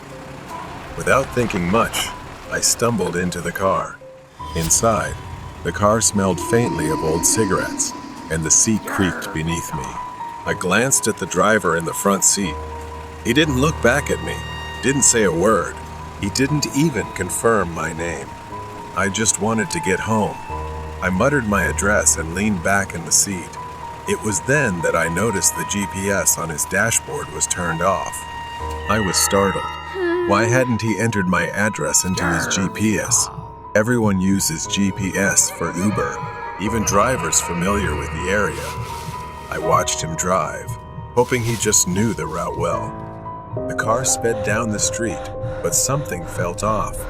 This wasn't the way to my dorm. I nervously told him. I think you're going the wrong way. My school is in the opposite direction. For a moment, he didn't respond. Then, he glanced in the rearview mirror and nodded, but he didn't turn the car around. He just kept driving. I started to panic. Where was he taking me? The car stopped in front of a rundown office building. The street was deserted. Why had he stopped here? He didn't say a word. He unbuckled his seatbelt and stepped out of the car. Slamming the door shut, my mind raced. My hands trembled as I slowly pulled out my phone. My heart sank when I saw the missed calls from my actual Uber driver. I'd gotten into the wrong car. This wasn't my Uber. I was in danger. I needed to get out now. I quickly sent my location to a friend via text. If I called the police, he might hear me. But then I heard a slow, low chuckle. I looked up through the window, and there he was, smirking at me, staring. He circled the car. My hand moved toward the door, pressing down the lock. He hadn't noticed. I frantically moved from door to door, locking each one in a frenzy. The faint noise alerted him. His smile vanished, his eyes narrowed in anger. He stepped closer to the driver's door, his hand reaching for the handle. When it didn't open, he angrily pulled at it, yelling, "Open the door!" I knew I only had a few seconds left. Desperate, not waiting any longer, I grabbed my phone and dialed 911, hoping they could get there faster. I didn't get a chance to speak. The sound of glass shattering stopped me, and I screamed as I saw him punch the window with his bare hand, glass flying everywhere. His arm pushed through the broken window. I dropped my phone, desperately trying to get away from him, clutching the door handle on the other side, frantically unlocking it to escape before he could grab me. I ran as fast as I could since he was injured and stuck with his hand in the broken window. I couldn't stop. I stumbled but kept running, my body filled with overwhelming terror. The night was pitch black, with the only light coming from the distant glow of the city. The abandoned lot stretched endlessly, nowhere to hide. But I kept running, praying that somehow I would survive. I spotted a small store up ahead, its neon open sign flickering weakly in the distance. My legs burned, but I didn't dare look back, not until I reached the store. I burst through the door, gasping for breath, my entire body shaking with fear. The store clerk stared at me, wide-eyed in surprise. But I was thankful I had escaped him. The police arrived minutes later. 2 patrol cars stopped in front of the office building where the car had been parked. But when they got there, the car and the man were gone. Only shattered, blood-stained glass remained. The police reassured me that they would search for him. It was a hard lesson learned that I must always be more careful when going out alone, especially when I'm not fully alert. The eccentric stranger in the hotel. Kit always remembers that terrifying day. It was the day she and her family went to a small 3-star hotel in the suburbs to celebrate her sister Judy's 16th birthday. Kit's father had arranged everything, and they checked into a room on the 3rd floor. The hallway was dimly lit, and since there were not enough pillows in their room, Kit had to go down to the reception to ask for more. She locked the door and headed toward the elevator. That's when she saw him. At first, She didn't notice the man sitting in the corner of the hallway because it was so dark. Just a shadowed figure sitting there. As she got closer, needing to pass him to reach the elevator, she could see him more clearly.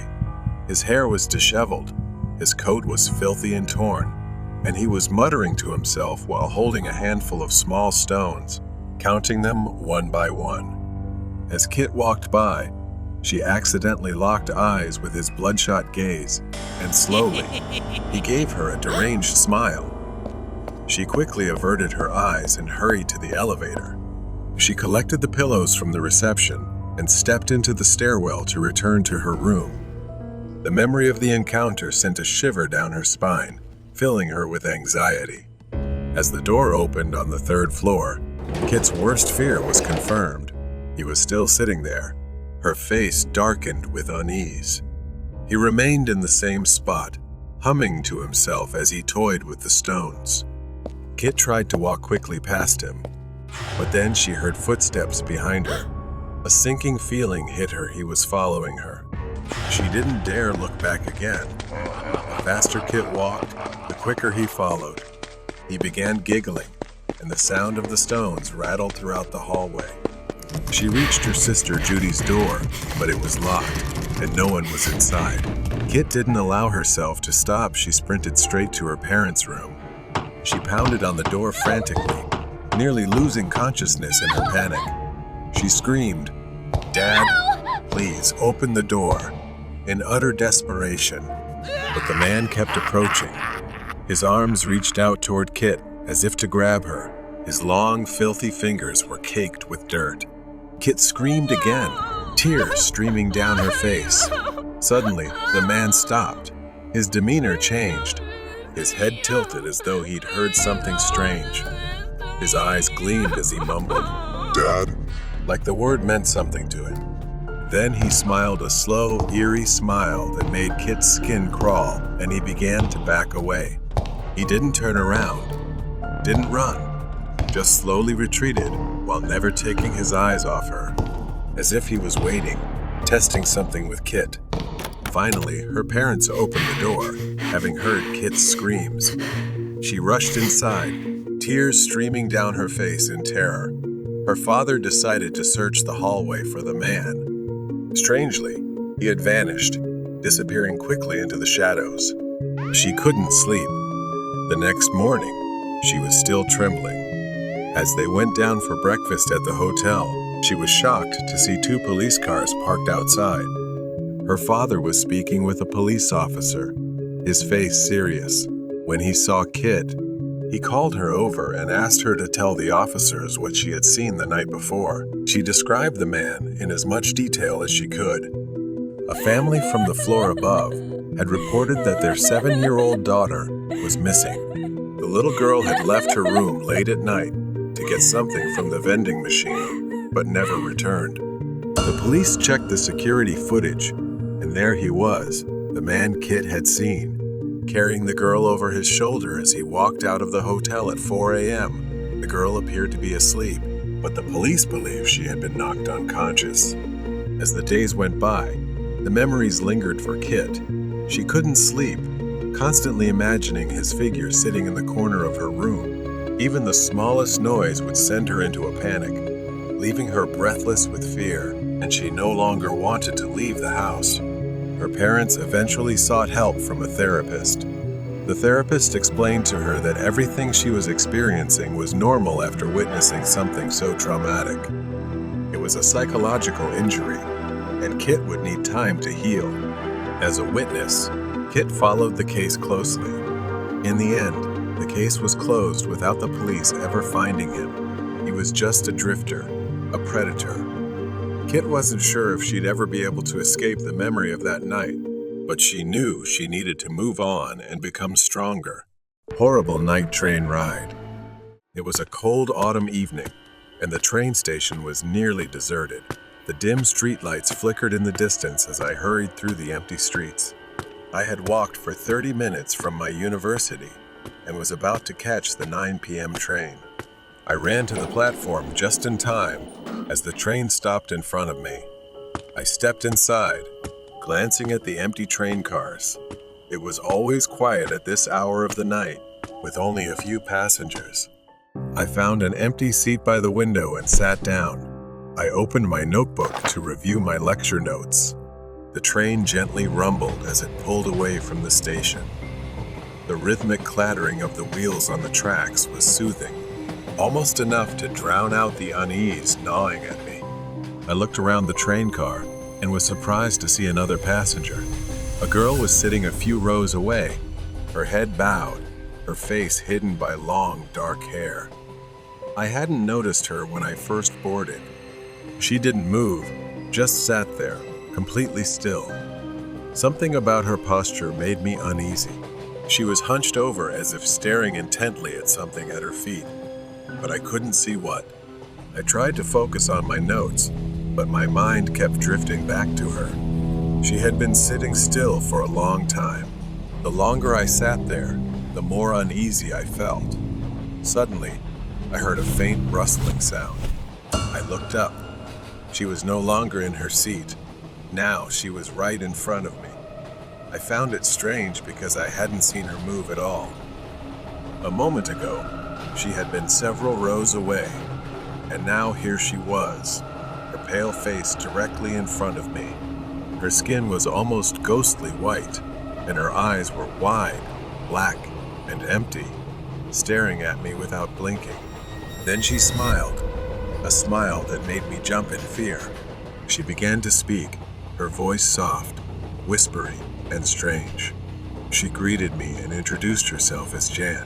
She then asked for my name. For a moment, my throat went dry, and I couldn't speak. I hesitated, stammering my name. Her smile grew wider, and she tilted her head slightly as if studying me. Nice to meet you, T. Her eyes never blinked, just stared straight into me. I felt a bit uncomfortable, but I tried to remain calm. I told myself she was just a strange student, maybe someone a little socially awkward. After an awkward silence, she finally spoke. She asked me if I had noticed anything strange and why this train was so empty. Then, with a curious tone, she asked if I had heard the rumors. My heart skipped a beat. She leaned closer, whispering, People have gone missing on this train. Everyone at school knows about it. That's why I usually don't take this train. But tonight, I had no choice. Her words sent chills down my spine. I hadn't heard any rumors, but the way she said it, the intensity in her eyes, it gave me goosebumps. I forced a smile, trying to break the tension. I had never heard that story before. I glanced around the empty train car. The train kept moving, the world outside darkening. Suddenly, Jan's expression changed. She froze, her eyes wide as she whispered, trembling, asking if I could hear something. I frowned, straining my ears to listen. I listened harder, but all I could hear was the sound of the train on the tracks and the engine. Her eyes were fixed on the window, her face creased with fear. It's getting louder, she said. Listen carefully. I just wanted to ignore her, to dismiss whatever she was saying. Then, I saw it. A shadowy figure, flickering in and out of view, running alongside the train, its limbs long and distorted. It moved unnaturally fast. I asked what it was, but she didn't answer, her face pale with fear. She whispered, It's coming. The train shook. The lights flickered for a moment. I jumped, gripping the edge of my seat. The lights flickered again, and when they came back on, Jan was gone. I blinked, my mind reeling. How could she have disappeared like that? I stood up, looking around the car, but there was no sign of her. The train began to slow down. The door slid open, and a thick darkness enveloped me. I couldn't see anything. My heart pounded in my chest as I backed away, my breath visible in the cold air. And then I felt it, a cold hand gripping my shoulder. Horrible night train ride. From behind, I felt an icy hand gripping tightly on my shoulder. I froze, my breath catching in my throat as the cold fingers tightened. Slowly, I turned my head, but there was no one there.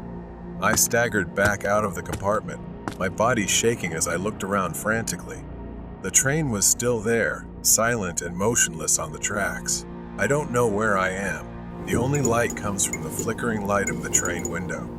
I started walking along the length of the train, hoping to find some clue about where we had stopped. My footsteps crunched heavily on the gravel. Then, I heard a faint rustling noise behind me. Instinct told me to run, but I didn't know where to go. My only option was to go back inside. I couldn't stay out here, but the thought of stepping back into that strange train filled me with fear. Still, I had no other choice. Stepping inside, the air felt heavier, more stifling than before.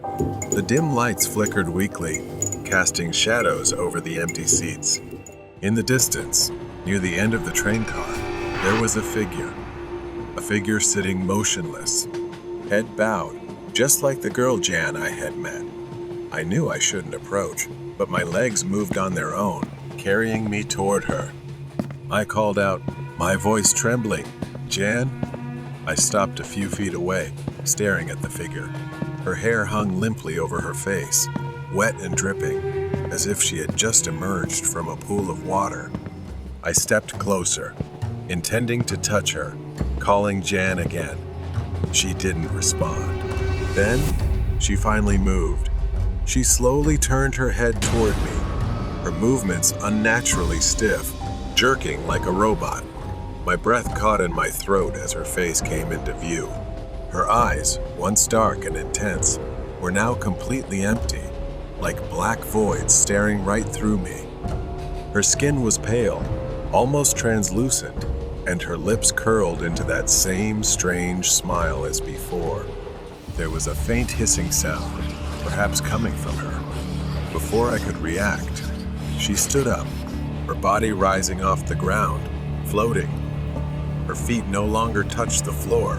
She hovered just above it, her long hair flowing in the air. I was frozen in place, horrified as Jan's form began to change, her body stretching and distorting. It was something I had never seen in real life. A voice echoed through the train car, coming from everywhere, surrounding me. Why did you come back? Why are you here? My mind raced, trying to make sense of what was happening. This couldn't be real. I needed to get out and leave. But when I turned to run, I felt something cold and invisible pressing against my chest. I moved like a puppet, being forced back into the seat. The lights flickered violently, casting wild, shaking shadows as if the train had come alive. Suddenly, the whispering stopped. Silence filled the air. I looked up, and there was Jan, floating, her long, translucent fingers reaching toward my face. She told me to come with her, that I could never leave. The cold radiated from her, seeping into my bones, freezing me. Her fingers brushed against my skin, and in that moment, I was no longer on the train. I was floating in an empty void, with nothing but the sound of my own panicked breathing. I tried to move, but I couldn't. My body wouldn't respond. I was trapped. Then, from the darkness, I saw them other figures, floating, drifting. Their forms were distorted, their faces obscured, and their eyes were empty. I couldn't breathe. Was this what happened to the missing passengers? Had they been brought here, into this void, to become part of this nightmare? And was I next? Suddenly, with a violent jerk, I was thrown back into reality. I was in my seat again, gasping for breath, drenched in cold sweat. Jan was gone. The train began to slow down, the familiar sound of the tracks returning. Finally, the train stopped at the station. The doors slid open, revealing an empty platform bathed in dim, flickering light. I staggered off the train, my legs weak and unsteady after what had happened. The doors closed, and as I turned back to look, the train began to move again, disappearing into the darkness. I didn't know if it was truly over. I stood there for a long time, staring into the void where the train had vanished.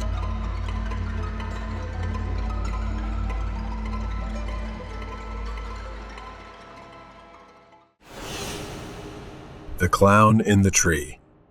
This happened to me when I was 14. It was the same year everyone was talking about creepy clowns lurking in random places. The stories were everywhere, but I never took them seriously until I had an encounter of my own. I was sitting alone in the living room. My parents had gone to my grandparents' house for the evening, leaving me home by myself. But instead of feeling free, there was a strange unease I couldn't shake. I texted some friends, inviting them over to kill time John and Emma. We played video games for a while, but after a few hours, we got bored. John had an idea. He said, "Let's go into the woods." There was a forest right behind my house that we usually avoided, especially at night. But it was still light out, and with nothing else to do, I agreed. We gathered ourselves and headed out. Part of me regretted it as soon as we left the house. The forest was dense, tall trees casting cool shade, but we weren't scared. We joked around, tossed sticks, and laughed about nothing. We had been there for about 20 or 30 minutes when we heard something strange. Someone was crying. The sound was faint but unmistakable, like sobbing, desperate, coming from deep within the trees. We all stopped, staring at each other. John was the first to break the silence, whispering tensely, "What the hell is that?" None of us knew, and Emma suggested we go check it out.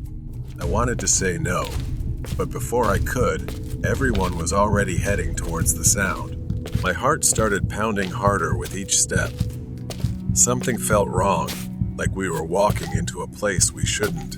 As we got closer, we saw a figure slumped on a large branch of an old tree. It was a man, dressed as a clown. His outfit was white with black polka dots, but it was stained and torn. He wore a black wig, but it was messy, and his makeup was smeared by what looked like tears. He just sat there, quietly crying. John, being the idiot he was, yelled, "Hey, you idiot! Why are you crying up there?" A chill ran down my spine, and I instantly turned to John, telling him to shut up. But it was too late. The clown looked down at us, his tear-streaked face twisting into a smile. His lips curled upward, but it was hollow, as if he was trying to express something through invisible pain. And then I saw it, his hand, gripping a large machete, the blade covered in what looked like blood. We were frozen. He just sat there, staring at us, his smile widening grotesquely, yet his eyes were cold, emotionless. He said, "You won't understand, but when I show you, you will." Panic surged through me, and without thinking, I screamed, "Run!" We scattered, running in all directions. My heart pounded, my feet barely touching the ground as I sprinted towards home. The forest seemed endless, branches scratching at my skin as I ran. I could hear the others screaming, their voices fading as we were separated. I reached the edge of the woods, sprinting into my backyard. I didn't stop until I was inside, slamming the door behind me. Then, I waited for my friends. Emma made it back, panting and pale with fear. But John wasn't with us. We waited for him, hoping he'd burst through the door, laughing about how scared we were. But then we waited, and no one came. We called the police. They came and searched the forest. We told them everything: the clown, the machete, the crying. They didn't seem surprised. It turned out the man we saw was a local. He had been on the run for days. The police said he was a heavy drug user who had killed his wife and left her body wrapped in a white sheet. The next day, they found John. He was dead, discovered in a deep lake in the forest. The man must have chased him while the rest of us ran. I couldn't believe it. John was gone, just like that. And it was my fault for agreeing to go into that forest. If I hadn't, maybe he would still be alive. I told my parents everything, and they promised never to leave me home alone again. But it didn't help much. I couldn't sleep for weeks, and when I did, I had nightmares of the clown standing in the forest, smiling at me with his blood-stained machete. It's been 5 years since that night. I'm 19 now, but the memory of what happened in the forest is still burned into my mind. John's disappearance and the discovery of his body in the lake. It haunts me. No one ever talked about it after the police closed the case. A tragic accident, they said. A drug-crazed maniac. But I knew there was more to it. For years, I pushed the memories down, but recently, they've started to resurface. It began with nightmares, the image of the clown, his twisted smile. But lately, it's been more real, as if he's not just in my dreams anymore. Something is coming for me. I've started feeling like I'm being watched again, just like back then. And tonight, I swear I saw him, standing at the edge of the forest behind my house, staring at me. I grabbed a flashlight, pepper spray, and a taser. I don't even know what I was thinking, but I couldn't sit here, paralyzed by fear anymore. The only way to end this is to go back to where it all started. The air was thick with silence as I stepped outside, the flashlight casting weak beams through the trees. The moment I entered the forest, each step felt heavier than the last, as if the woods themselves were pulling me deeper into the darkness. I didn't know where I was going, but my legs seemed to remember the way. Soon enough, I found myself back at the place where we had first seen the clown crying. Suddenly, the rustling of leaves shattered the silence. I froze. The sound of snapping twigs grew closer. I slowly turned around. The flashlight shook in my trembling hands, illuminating a figure perched on a branch, whistling. It was him. He looked just like before, his white clothes smeared with dirt and something darker dried blood. His black wig was still a tangled mess. He just sat there, staring, holding the machete. The clown tilted his head, his smile twisting even more as he jumped down effortlessly, walking slowly, deliberately toward me. He said, "Welcome back." I was so angry I almost cried, yelling that I knew what he had done to John. The clown's smile faded, replaced by a fake look of pity. "You don't understand," he whispered. "I didn't kill him. He chose it." I shook my head, backing away. His words. When I ran, I remembered seeing John hesitate, standing still. He didn't seem scared, more like mesmerized. And what he said before we ran into the woods, he looks sad, doesn't he? I snapped back to reality as the clown got closer, saying that when it was my turn, I'd understand. His words hit me like a punch. I stumbled backward, tripping over a fallen branch. The flashlight slipped from my hand, flickering as it rolled across the ground. Darkness enveloped me, and I reached to grab it, but the clown's footsteps were closer now. I looked up and saw him towering over me, raising the machete. I pulled the pepper spray from my pocket and sprayed it. He staggered for a moment. But then I heard a voice that sounded like John's. "Alex, you need to leave. I don't know how." I didn't look back at the clown. I just ran. His laughter echoed behind me. Suddenly, I was standing in my backyard, alone. The forest was quiet now, the house dark and still. I rushed inside and called the police, convinced he was still out there. When the police arrived this time, he was there. They found him crouched near the lake, clutching the machete. His clothes were soaked in blood and dirt. He didn't resist when they approached. Later, they interrogated him for hours. The clown believed he was chosen to lead people to the other side. The police dismissed it as the ramblings of a madman. But even then, I knew something darker was at play. Living parasitically in grocery stores. A small, dimly lit grocery store in a quiet neighborhood. Behind the store is a small warehouse. The story revolves around the night shifts, when the store is nearly empty and the silence is only broken by the hum of the refrigerators. Despite Len's diligence, the mystery remains unsolved. The warehouse is thoroughly checked every night, but some items continue to disappear. The store's security cameras show nothing unusual, only adding to the frustration. Len begins to wonder if someone is playing a prank on her, or if something more sinister is going on. One night, during her break, Len goes to the break room, which is quite small and located behind the store. As she sits down to rest, the silence is broken by a faint sound. It's a cough. She stopped, listening carefully. The coughing sound seemed to come from the vent near the ceiling, a small, rusty grate that barely circulated air. Len moved closer to the vent, standing on a chair to look inside.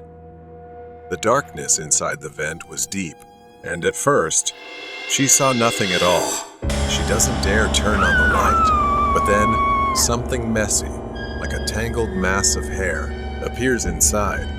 Her breath catches as she realizes it's moving, accompanied by a faint rustling sound. She quickly steps back. It's not just an animal, it's something more. Over the next few nights, Len became increasingly aware of strange occurrences in the store. Items went missing from the storage room. Odd noises were heard, and now there was the troubling discovery in the vent.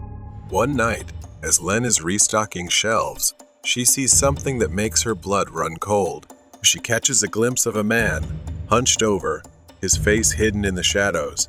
He's wearing a dirty coat, and something about him seems very strange. As he moves, Len notices something familiar, the store's C-shaped logo on a wrapper in his hand. He quickly stuffs the wrapper into his pocket and heads toward the restroom. A little while later, though it wasn't too late yet, the store became busy with a large group of customers since it was the weekend, so I didn't pay much attention to the restroom anymore. People were still going in and out as usual. Maybe I was just overthinking. Late at night, she mustered all her courage to quietly check the restroom to see if anything was amiss. She looked up at the ceiling and saw a small vent grate, slightly ajar. She wondered if he might have crawled into it. She shuddered as countless questions flooded her mind. Now that she knew the truth, Len decided to continue monitoring the man, hoping to gather enough evidence to present to her manager. She checked the vents every night, listening for the sounds that signaled his movement. The man was very careful, only appearing when the store was crowded, blending into the crowd before slipping into his hiding spot.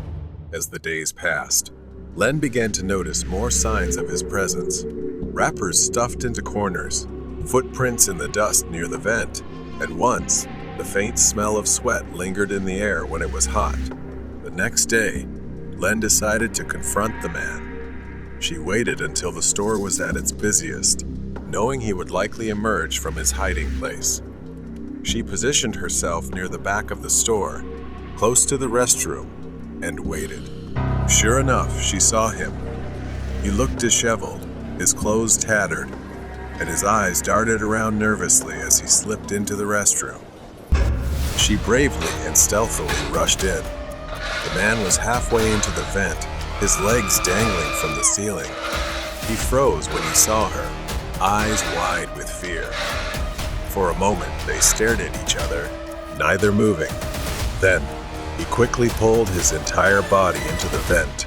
Len reported the incident to her manager, who was initially skeptical but agreed to call the authorities. When the police arrived, they searched the vents and found signs of someone living there. But the man was nowhere to be found. In the following days, the store installed new security measures, including cameras in the warehouse and a more secure ventilation system. If he tried to escape, he would find no way out, and he wouldn't be able to return.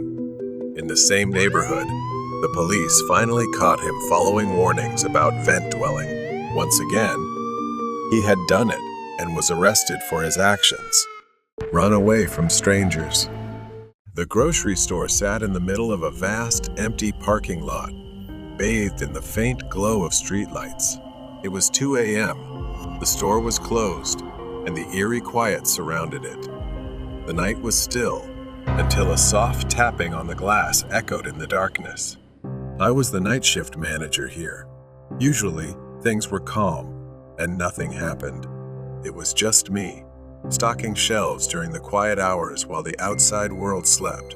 I had been working non-stop since my shift began at 10 p.m., trying to get everything done. My focus was broken when I heard the faint tapping. It was coming from the front of the store. I left my cart and headed toward the sound. Through the large glass windows, I saw him, a man. He was leaning against the glass, trying to peer inside. His clothes were tattered, his face expressionless, with a hollow, vacant look in his eyes. He saw me the moment I came into view. I approached the glass door. I asked him what he wanted. He demanded I open the door. His face was emotionless, no hint of a smile, just cold eyes staring at me. I told him the store was closed and that he couldn't be here.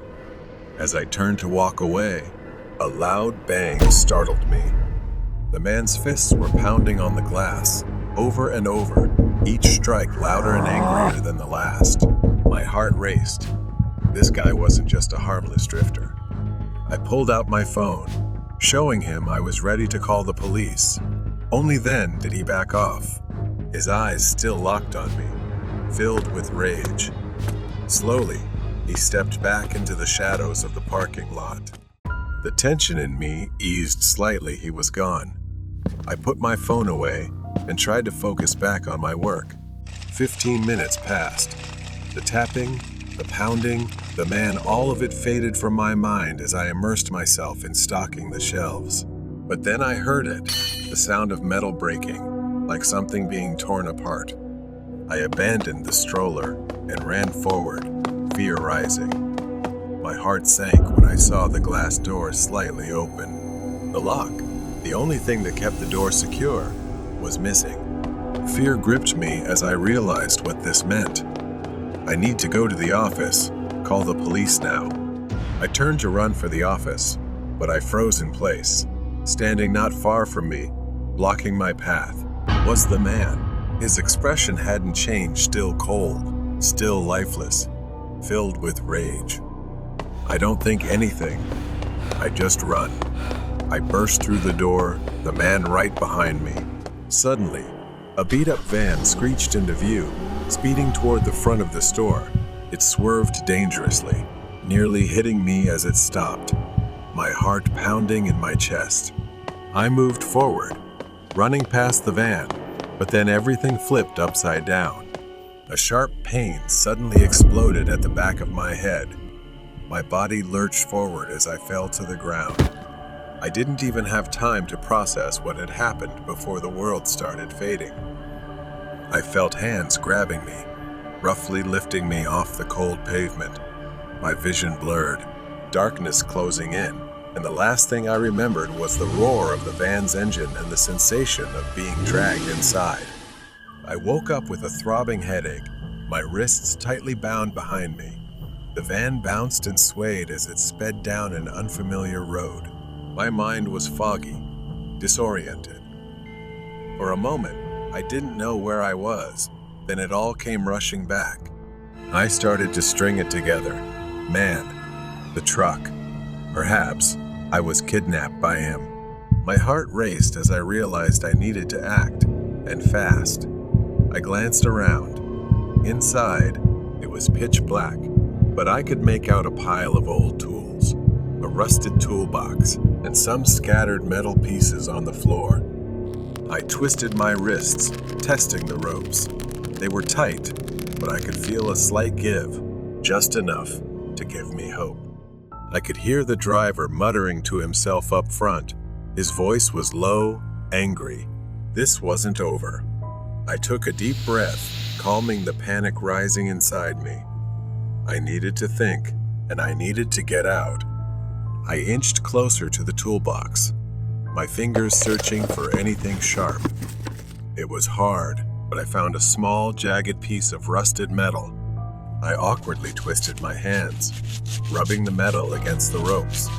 My heart pounded with every noise the van made, every bump in the road that might expose me, each one painful enough to make me want to scream. Suddenly, I felt the ropes loosen. A few more scratches and they snapped. My wrists were free, but I couldn't move too quickly.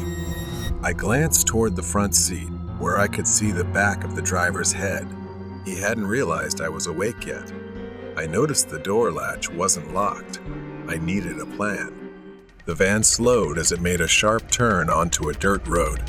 This was the moment I'd been waiting for. Taking a deep breath, I yanked the back door open and jumped into the night. I hit the ground hard, pain shooting through my body as I tumbled over dirt and gravel. For a second, I thought I wouldn't be able to move, but adrenaline surged through me. I staggered to my feet, running into the thick darkness of the trees. Behind me, the van screeched to a stop. I heard the man shouting, his footsteps pounding as he chased after me, but I didn't look back. I just kept running, my heart hammering in my chest. The trees, the branches, scratched at my skin as I tore through the dense underbrush. My mind was foggy, teetering between fear and survival. I could hear the man crashing through the forest behind me, his breath heavy and furious. I couldn't let him catch me again. Ahead, I spotted a clearing and the faint glow of lights through the trees. A road. If I could get there fast, I'd be safe. I burst out of the woods and onto the road, waving my arms frantically as a car approached. The headlights blinded me, but I didn't care. I needed help. I ran into the middle of the road, screaming for them to stop.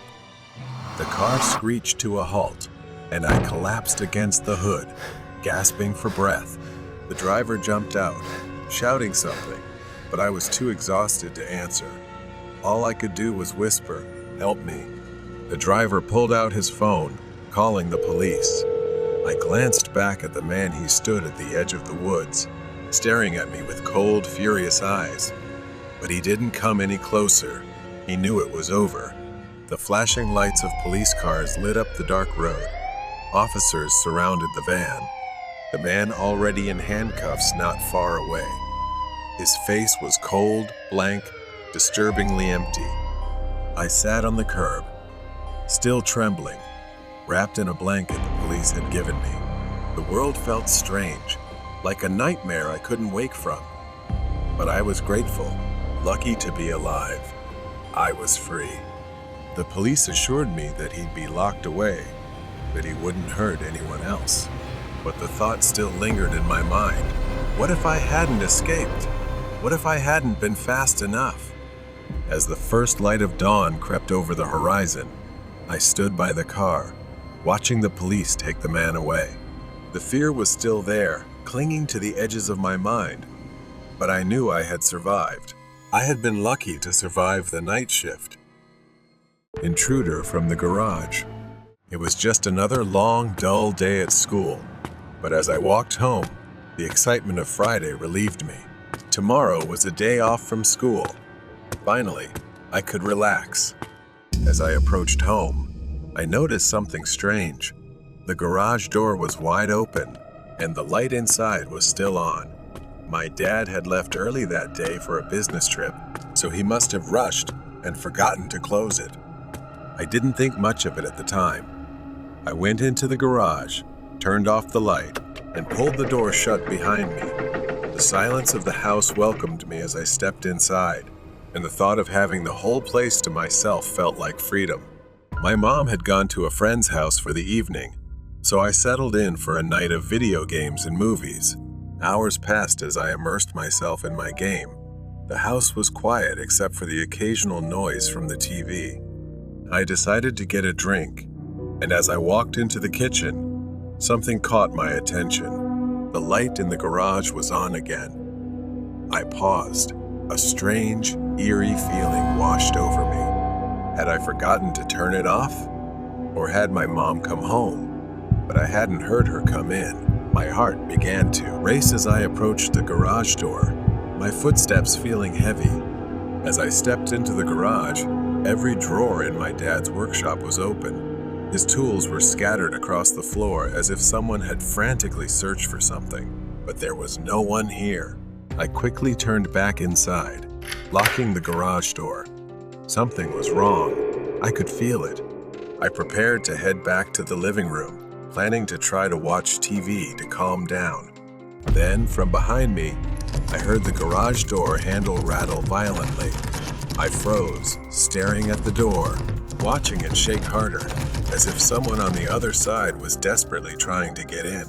I grabbed my phone, my hand trembling as I realized I needed to get out of the house. In my panic, I didn't notice that the noise had suddenly stopped.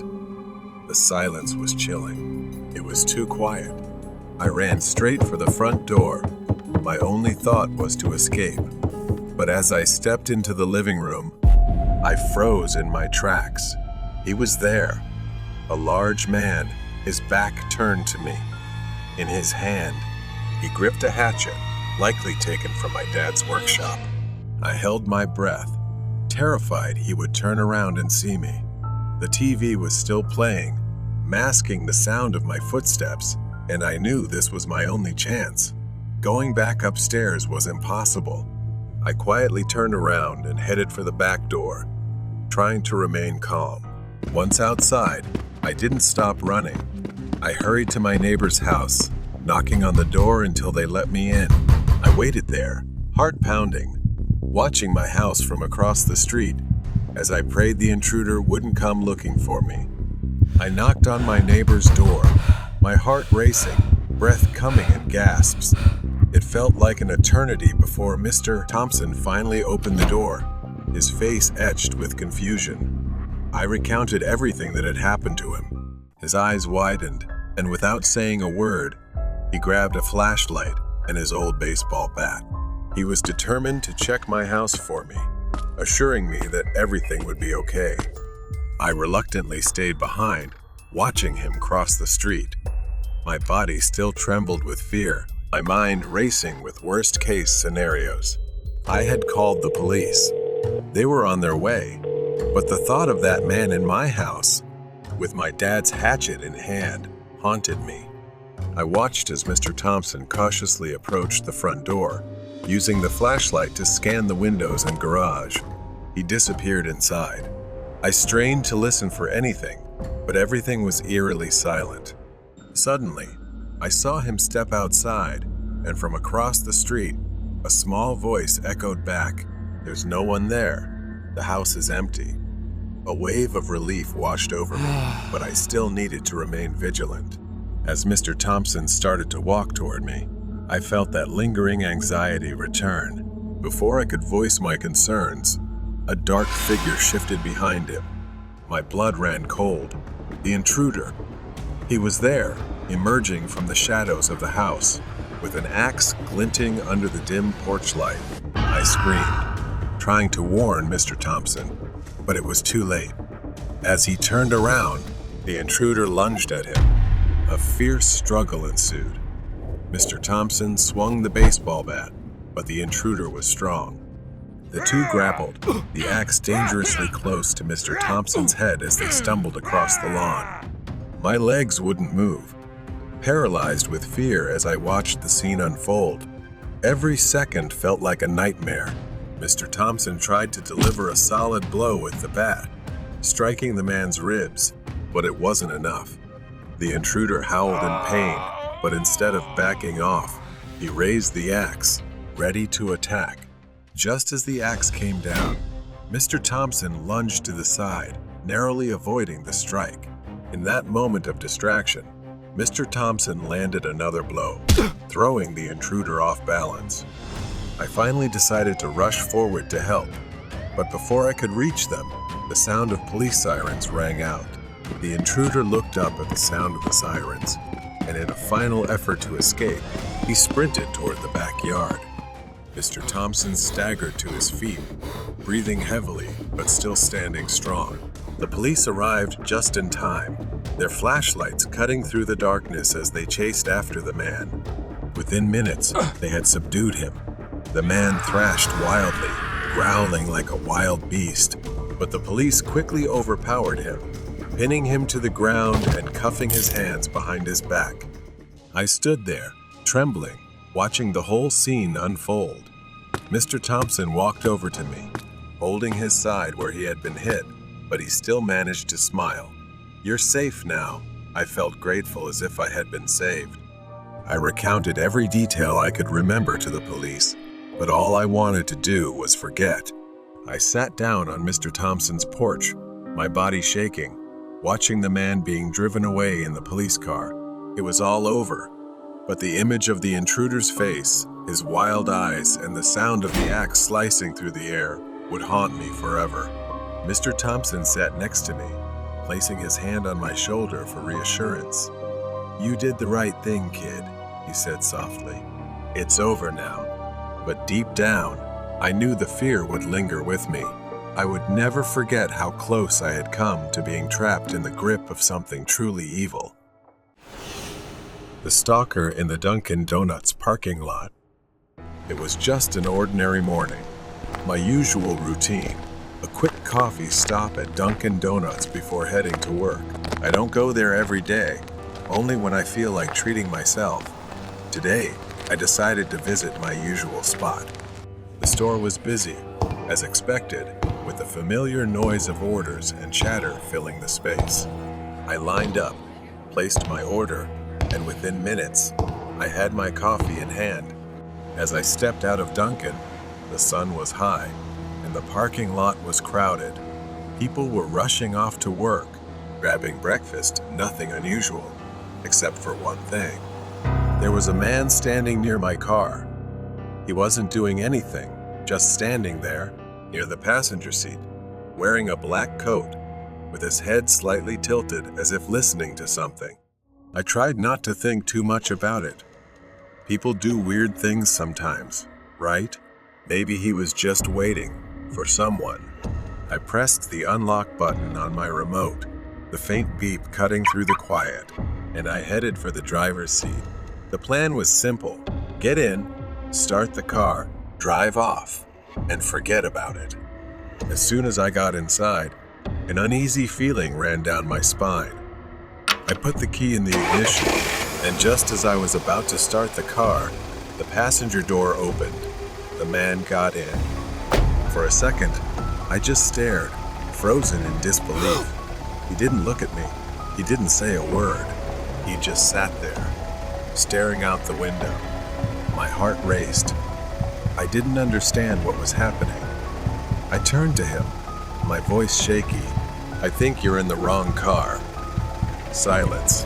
He didn't even acknowledge me. The tension was palpable. I said it again, louder this time. "You're in the wrong car." Still nothing. He just stared out the window, his expression blank, detached. That's when the fear set in. I told him to get out or I'd call the police. My voice was firmer now, desperate. And then it happened. Without warning, he turned toward me, glaring. His hand shot toward the ignition, and before I could react, he grabbed my keys. For a moment, we struggled.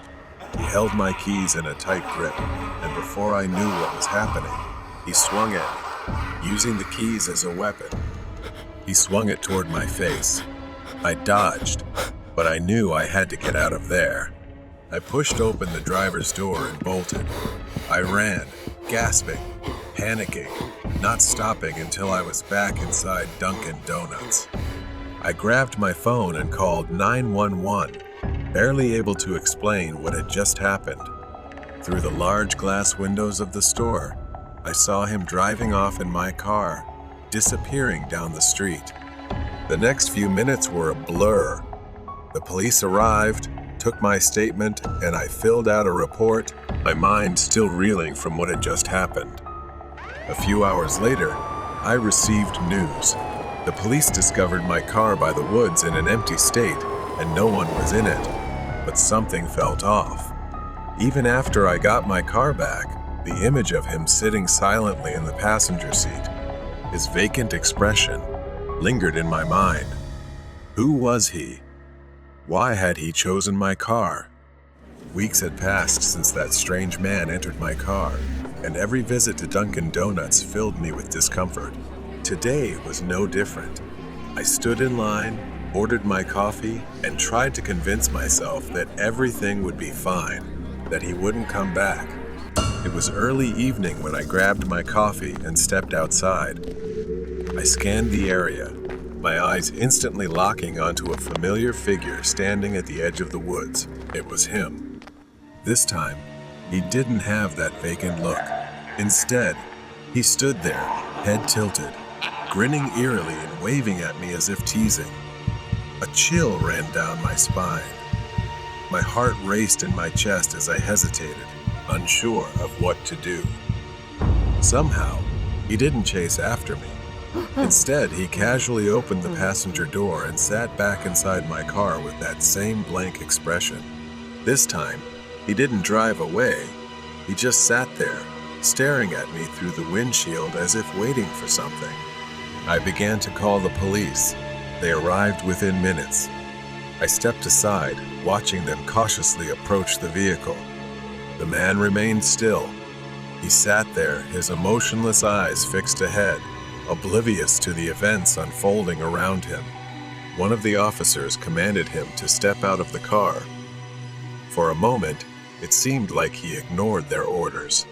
But then, he slowly turned his head, his expression oddly calm.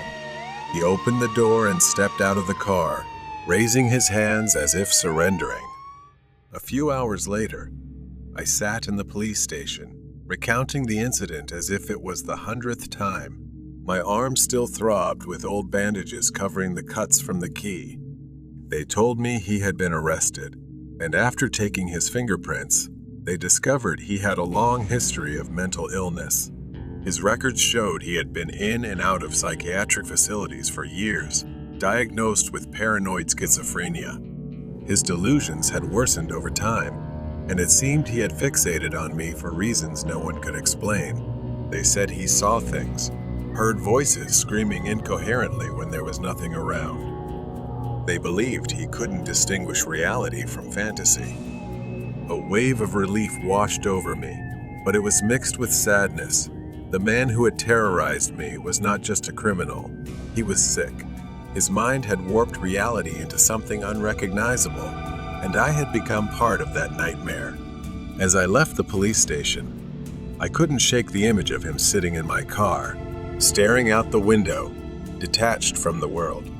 He had been arrested, and the officers assured me he would be taken back to a mental facility where he could receive the treatment he desperately needed. But the scars he left, both physical and mental, would take much longer to heal. I stood next to the car, hesitating to open the door, reluctant to sit in the driver's seat where everything had happened. I took a deep breath, forcing myself to unlock the door and get into the driver's seat. I started the engine and drove out of the parking lot, determined to move forward. After all, everything was finally over. Pharmacy obsession. It was a quiet evening. Lily had been working as a pharmacy technician for a few years. It was a simple job, filling prescriptions and dispensing medications. The pharmacy had its regular customers. Some were friendly, while others were a bit odd, but everyone got used to them. Joe was one of those regulars, a man in his mid-30s who came by often. He stood out with his long, disheveled hair and eccentric clothing. Lily had seen Joe and his elderly mother many times. She was always his caretaker, bringing Joe in to get his medication. The mix of drugs he needed included antipsychotics, antidepressants, anti-anxiety meds, and a type of medicine for infectious diseases. Joe always complimented Lily and called her Kitty because she wore a pink bow hair clip. It was harmless, though strange. Lily would politely smile, chat, and give him his medication. He never made her feel unsafe. One day, Joe's mother came alone. She looked tired, older than before. She told them that Joe wasn't well. He had stopped taking his antipsychotic medication and was becoming unpredictable, sometimes even aggressive. She could no longer control him. The court had declared Joe unfit to make decisions, so he was admitted to a mental health facility. Lily felt a bit sad, missing the familiar face, but relieved knowing Joe was being taken care of. For months, they didn't see Joe. The facility's staff regularly picked up his prescriptions, and life at the pharmacy went on as usual. Then, one Friday night, everything changed. It was late. Only she and another female colleague were working. The store was quiet, as it often was on Friday nights. Lily was reading a magazine at the counter. Then, she heard a voice. Hey, Kitty. At first, she didn't look up. After all, she wasn't Kitty, and she figured someone in the store was talking. But then the voice came again, angrier this time. Kitty! Suddenly, a bloodied hand slammed onto the counter in front of Lily, startling her. It was Joe, but something was wrong. He was bleeding heavily. The counter was smeared with Joe's bloody handprint. His face was pale, his eyes wild, like he had lost his mind. Her heart raced, and she slowly backed away from him. Lily's colleague, Jane, hurried over, concerned, asking what Joe was doing there since his medication had already been picked up on Tuesday. Joe didn't answer. He just kept staring at Lily, his voice soft but filled with dangerous intensity. He said he wanted to see Kitty and that he missed her. He started moving toward the waist-high door that separated the pharmacy counter from the rest of the store. Panic rose in Lily. Jane tried to calm him down, but Joe kept repeating the same demand, saying he wanted to see Kitty and telling Lily to come closer. She shook her head, fear rising inside her. She refused Joe, saying she couldn't come closer. But he didn't stop, beginning to cry and then scream. He started climbing over the counter, his bloody hands gripping the edge, leaving deep red stains on the white surface. Jane realized things were getting out of control and told Lily to hide in the storage room. Lily slammed the door shut and locked it, listening as Joe's voice turned into full-blown screams. He was throwing things all over the store in a frenzy, grabbing whatever he could reach. Blood spattered over bottles and shelves. Jane called the store manager and quickly phoned the police. Through the crack of the door, Lily could see the chaos. A few customers had gathered, staring in shock. One of them moved as if they were about to intervene. Both Lily and Jane shouted together, Don't touch him! Because Joe had an infectious disease, and his blood was everywhere. Anyone who touched him would be at risk of infection. The police arrived quickly, but didn't rush in. They were wearing full protective gear, gloves, masks, and all because of Joe's blood. They cautiously approached him. At first, he resisted, screaming for Lily. But finally, the police managed to sneak behind him and sedate him. Joe collapsed to the floor, unconscious, and his bloody rampage was over. The store had to be closed. A specialized cleaning crew came to disinfect everything. A few days later, after the store reopened, Joe's mother came by to apologize. Joe was then transferred to a higher security facility where he would be more closely monitored. The smell of blood and the fear still lingered in Lily's memory. She hadn't seen Joe since that night. She heard that Joe's mother had considered suing the care facility for negligence, but she didn't follow up on what happened next. She just continued her work, but she would never forget him. The outcome of the Hitchhiker Man. I was working the third shift at a 24/7 diner in a quiet town. Most of our customers were truck drivers and travelers passing through. But the strangest people I've ever met were the drifters, addicts, and hitchhikers. That night started like any other. Carl, the cook, had been working at this place for over 15 years, and he had seen it all. His sharp eyes could spot trouble from a mile away. We were perfectly in sync. I served tables. and he flipped burgers. No, with a new cast in the pipeline, and he flipped burgers. Around 4 a.m., the shift was well underway. The place was completely silent, not a single person in sight. The only sound breaking the silence was the hum of the old refrigerator. Suddenly, the door creaked open. A man stumbled in, clutching his right arm to his chest. He didn't say a word, just shuffled past Carl and me, heading straight to the bathroom. His clothes were torn and filthy, and his face was twisted in pain. Carl and I exchanged glances. We'd seen strange customers before, but there was something off about this guy, more than just a regular drifter. I asked Carl, "Doesn't he look familiar?" After a moment, I remembered. That guy had come in before, begging for food and a ride. We had to kick him out because he was bothering the customers. But now, something had changed. He looked panicked, like he had seen something terrifying.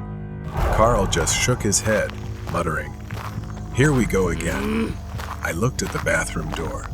I didn't want to check on him, but I didn't have much choice. Carl handed me the keys, nodding toward the bathroom. "Go check if he's all right." I knocked on the door, asking if he needed help, but there was no response. I knocked again, harder this time. Still, nothing. I called out, fumbling with the keys. I pushed the door open, saying I was coming in. The bathroom was empty. No trace of the man. No dirt, no blood, nothing. The bathroom was as clean as the night before. I froze at the doorway. "End and year and ye and Andra." I screamed for Carl. He rushed over. I backed away as he pushed past me, staring into the spotless room with wide, disbelieving eyes. We stood behind the counter, both of us trying to make sense of what had just happened. How could he have disappeared? I looked at Carl, but he had the same horrified expression as I did. Then I saw movement near the front window. The man was outside, staring at us. His face was worse than before, bloody, swollen, and his eyes were bleeding. But what froze me in place was how his right hand hung limply at his side, looking like it was about to snap off. His thumb was sticking straight up, unnaturally stiff, as if he was trying to hitch a ride. Before I could grab the phone to call 911, a loud noise echoed from the back of the diner. Carl and I rushed to the back. It was coming from the freezer. Someone was tearing into the food boxes. Carl grabbed a knife from the counter, and we slowly moved in.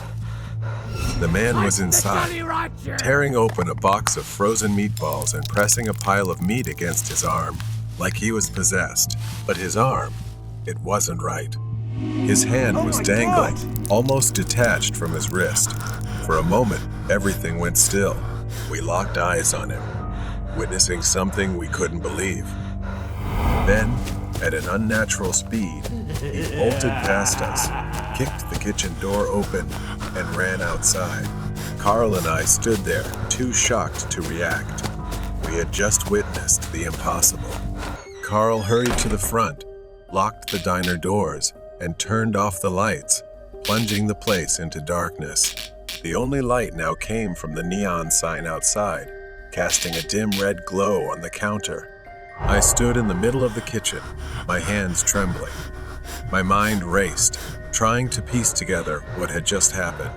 That man, if he was really injured, was moving with an unnatural speed and strength. And those eyes, it was like something else was controlling him. When I looked out the window, the parking lot was empty. There was no sign of the man. Carl stood with me, his face tense, his eyes scanning the darkness outside. I asked Carl what we should do now, and if we should call the police. Carl shook his head and said they wouldn't believe us, and there was no way to explain this. He reconsidered, slowly walking to the phone and picking up the receiver. But just as he dialed 911, the lights in the diner flickered. The hum of the refrigerator went silent, and for a moment, everything was still. Then, in the darkness, we heard a soft, slow tapping on the window. We bolted through the kitchen, with Carl leading the way.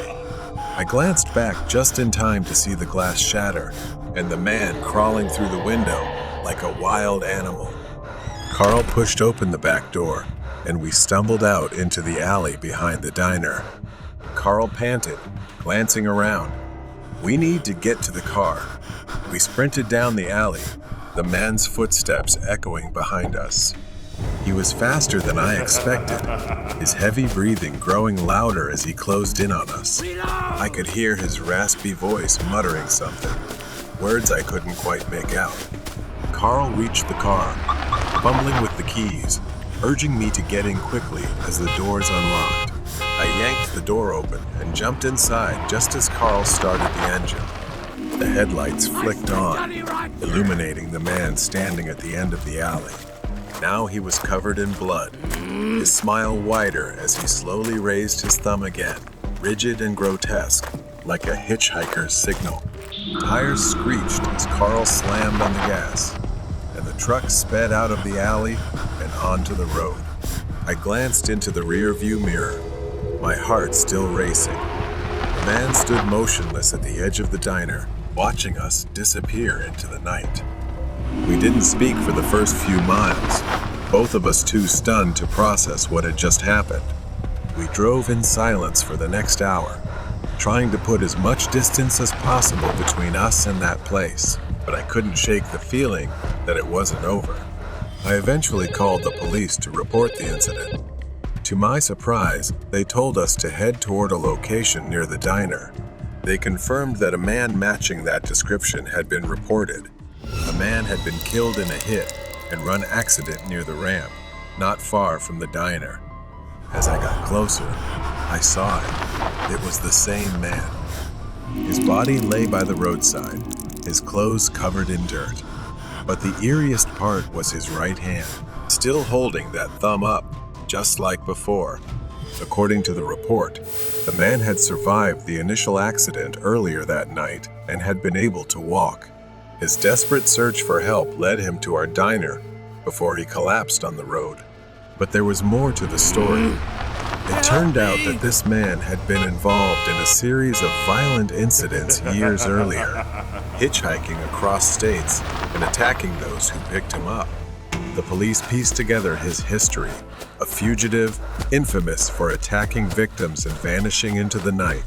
The accident had broken his body, but it didn't kill him immediately. He had stumbled into the diner, seeking refuge, only to return to the streets, where he was eventually found dead. The police said he had been trying to use his injury to manipulate others. We were lucky to have escaped him. As I stood in the parking lot, staring at the diner, everything started to make sense. The man wasn't a ghost. He was real. Maybe he had finally paid the price in the same way he had hurt others on the road. That was where his twisted journey had come to an end. Trucker's Secret Mission. Another long and quiet night on the highway. The road stretched endlessly before me, illuminated only by the headlights of my truck. I had been driving this road for years, working undercover as a long-haul truck driver. My real job was much more dangerous, tracking criminals, operating on these desolate roads under the cover of darkness. I am an undercover cop. My truck is my weapon, my disguise, and my hideout. Tonight was supposed to be like any other night, but I had a feeling, something gnawing at the back of my mind, telling me that tonight would be different, so I needed to be extra cautious. The road was deserted. The only sounds were my engine and the occasional rustle of wind over the barren landscape. I kept my eyes on the road, scanning the distance for any signs of trouble. Criminals often use these isolated highways to conduct their business, and I've made it my mission to stop them. Suddenly, I spotted a figure standing by the roadside, waving for me to stop. It was late, too late for anyone to be out here. My instincts kicked in immediately. Something was off. I slowed down and stopped by the roadside. The man approached, his face shrouded in darkness. He looked disheveled, almost deranged. As he got closer, I could see his clothes were torn and filthy. His hands twitched nervously at his sides, and there was a wild look in his eyes. I cautiously rolled down my window. "Do you need help?" But there was something about this guy, something dangerous. He didn't answer right away. Instead, he smiled a slow, eerie smile that sent chills down my spine. Then, he pulled something out from under his coat, a small black box. I recognized it immediately. It was a vial containing a dangerous, illegal substance, something that could be lethal on contact. My heart beats fast. This is no ordinary hitchhiker. He is a dangerous man, and his target is me. The man stepped closer, holding the vial in one hand and a small knife in the other. "Get out of the truck," he said, his voice low and threatening, "or I'll make sure you don't make it through the night." I knew what was in that vial. It was a more dangerous weapon than the knife he held. Just one drop could incapacitate me, or worse, kill me. He knew it too. That's why he smiled like that. I kept my cool. My training kicked in. I had dealt with guys like him before, unpredictable and dangerous. But this time was different. He wasn't just a criminal, he was playing a twisted game, and I was his target tonight. I slowly unlocked the door, my mind racing as I tried to think of my next move. The man continued to smile, his eyes gleaming with some sick satisfaction. "Come on," he taunted, waving the knife. "Get out of the truck, Brian." I froze. How did he know my name? I had never met this guy in my life, yet he knew who I was. He stepped closer, holding up the vial. "You think you're so smart, don't you? Driving around here pretending to be a hero, catching guys like me. I've been watching you for a long time." The truth hit me like a punch. This wasn't random. He had planned this, but maybe he didn't know I was really a cop. I climbed out of the truck, raising my hands to show compliance. My mind raced, searching for an opportunity. The man circled around me, still grinning like a madman. He sneered, starting to pace back and forth, waving the knife and vial as he spoke. His words grew more erratic. He muttered something about me stealing it from him, but I couldn't even remember what it was. I racked my brain, trying to recall him. I had taken down countless criminals in my time. Drug dealers, traffickers, murderers. Any of them could have a grudge. But this guy, his face didn't ring any bells. His eyes burned with hatred as he said, "Now I'm going to ruin your life." He stepped closer, waving the vial in front of me. He whispered, "Just one drop, and it'll all be over." I stood still, watching his every move. He was too close, too confident. He thought he had won, but he was careless, distracted by his own need for revenge. Suddenly, luck was on my side. As he rambled, I noticed a flaw in his plan, the way he loosely held the knife. How distracted he was. He was too immersed in his own twisted game. Luckily, every time I went on a mission, I always wore gloves to protect myself from hazardous materials. Without warning, I lunged forward, knocking the vial from his hand, sending it skidding across the pavement. He was shocked, but not for long. He swung the knife at me, but I was ready because I had been through it and knew how to handle it. I grabbed his wrist and twisted until he dropped the blade. The struggle was quick and brutal. I used every trained skill to subdue him, pinning him to the ground before he could react. He thrashed, cursing and screaming, but it was over. I had him. As I held him down, panting from the exertion, I asked, "Who are you? Why are you doing this?" He just laughed a cold, empty laugh. I stared at him, the pieces falling into place. He was one of the first criminals I had ever apprehended, a drug trafficker. He didn't forget I waited, planned, burned my hatred for years. I squeezed him, His words stabbed deeper than any weapon. He didn't pursue money or drugs or even freedom. He pursues revenge aimlessly and empty. Once he was subdued, I discreetly pressed for backup, making sure no one knew my true identity, while I waited for the other officers to arrive. I couldn't shake the chill down my spine. This man, this forgotten criminal, had built his entire life around destroying me. The lights of the patrol cars approached. This job wasn't just about catching criminals. It was about the shadows that follow you, carrying grudges from the past that never truly go away. My colleagues took him away. For every criminal I took down, there would be another waiting, another with a grudge, another seeing me as the one who ruined their lives. But now I understood more. The real danger wasn't out there on the road. It was in the shadows, waiting for the right moment to strike.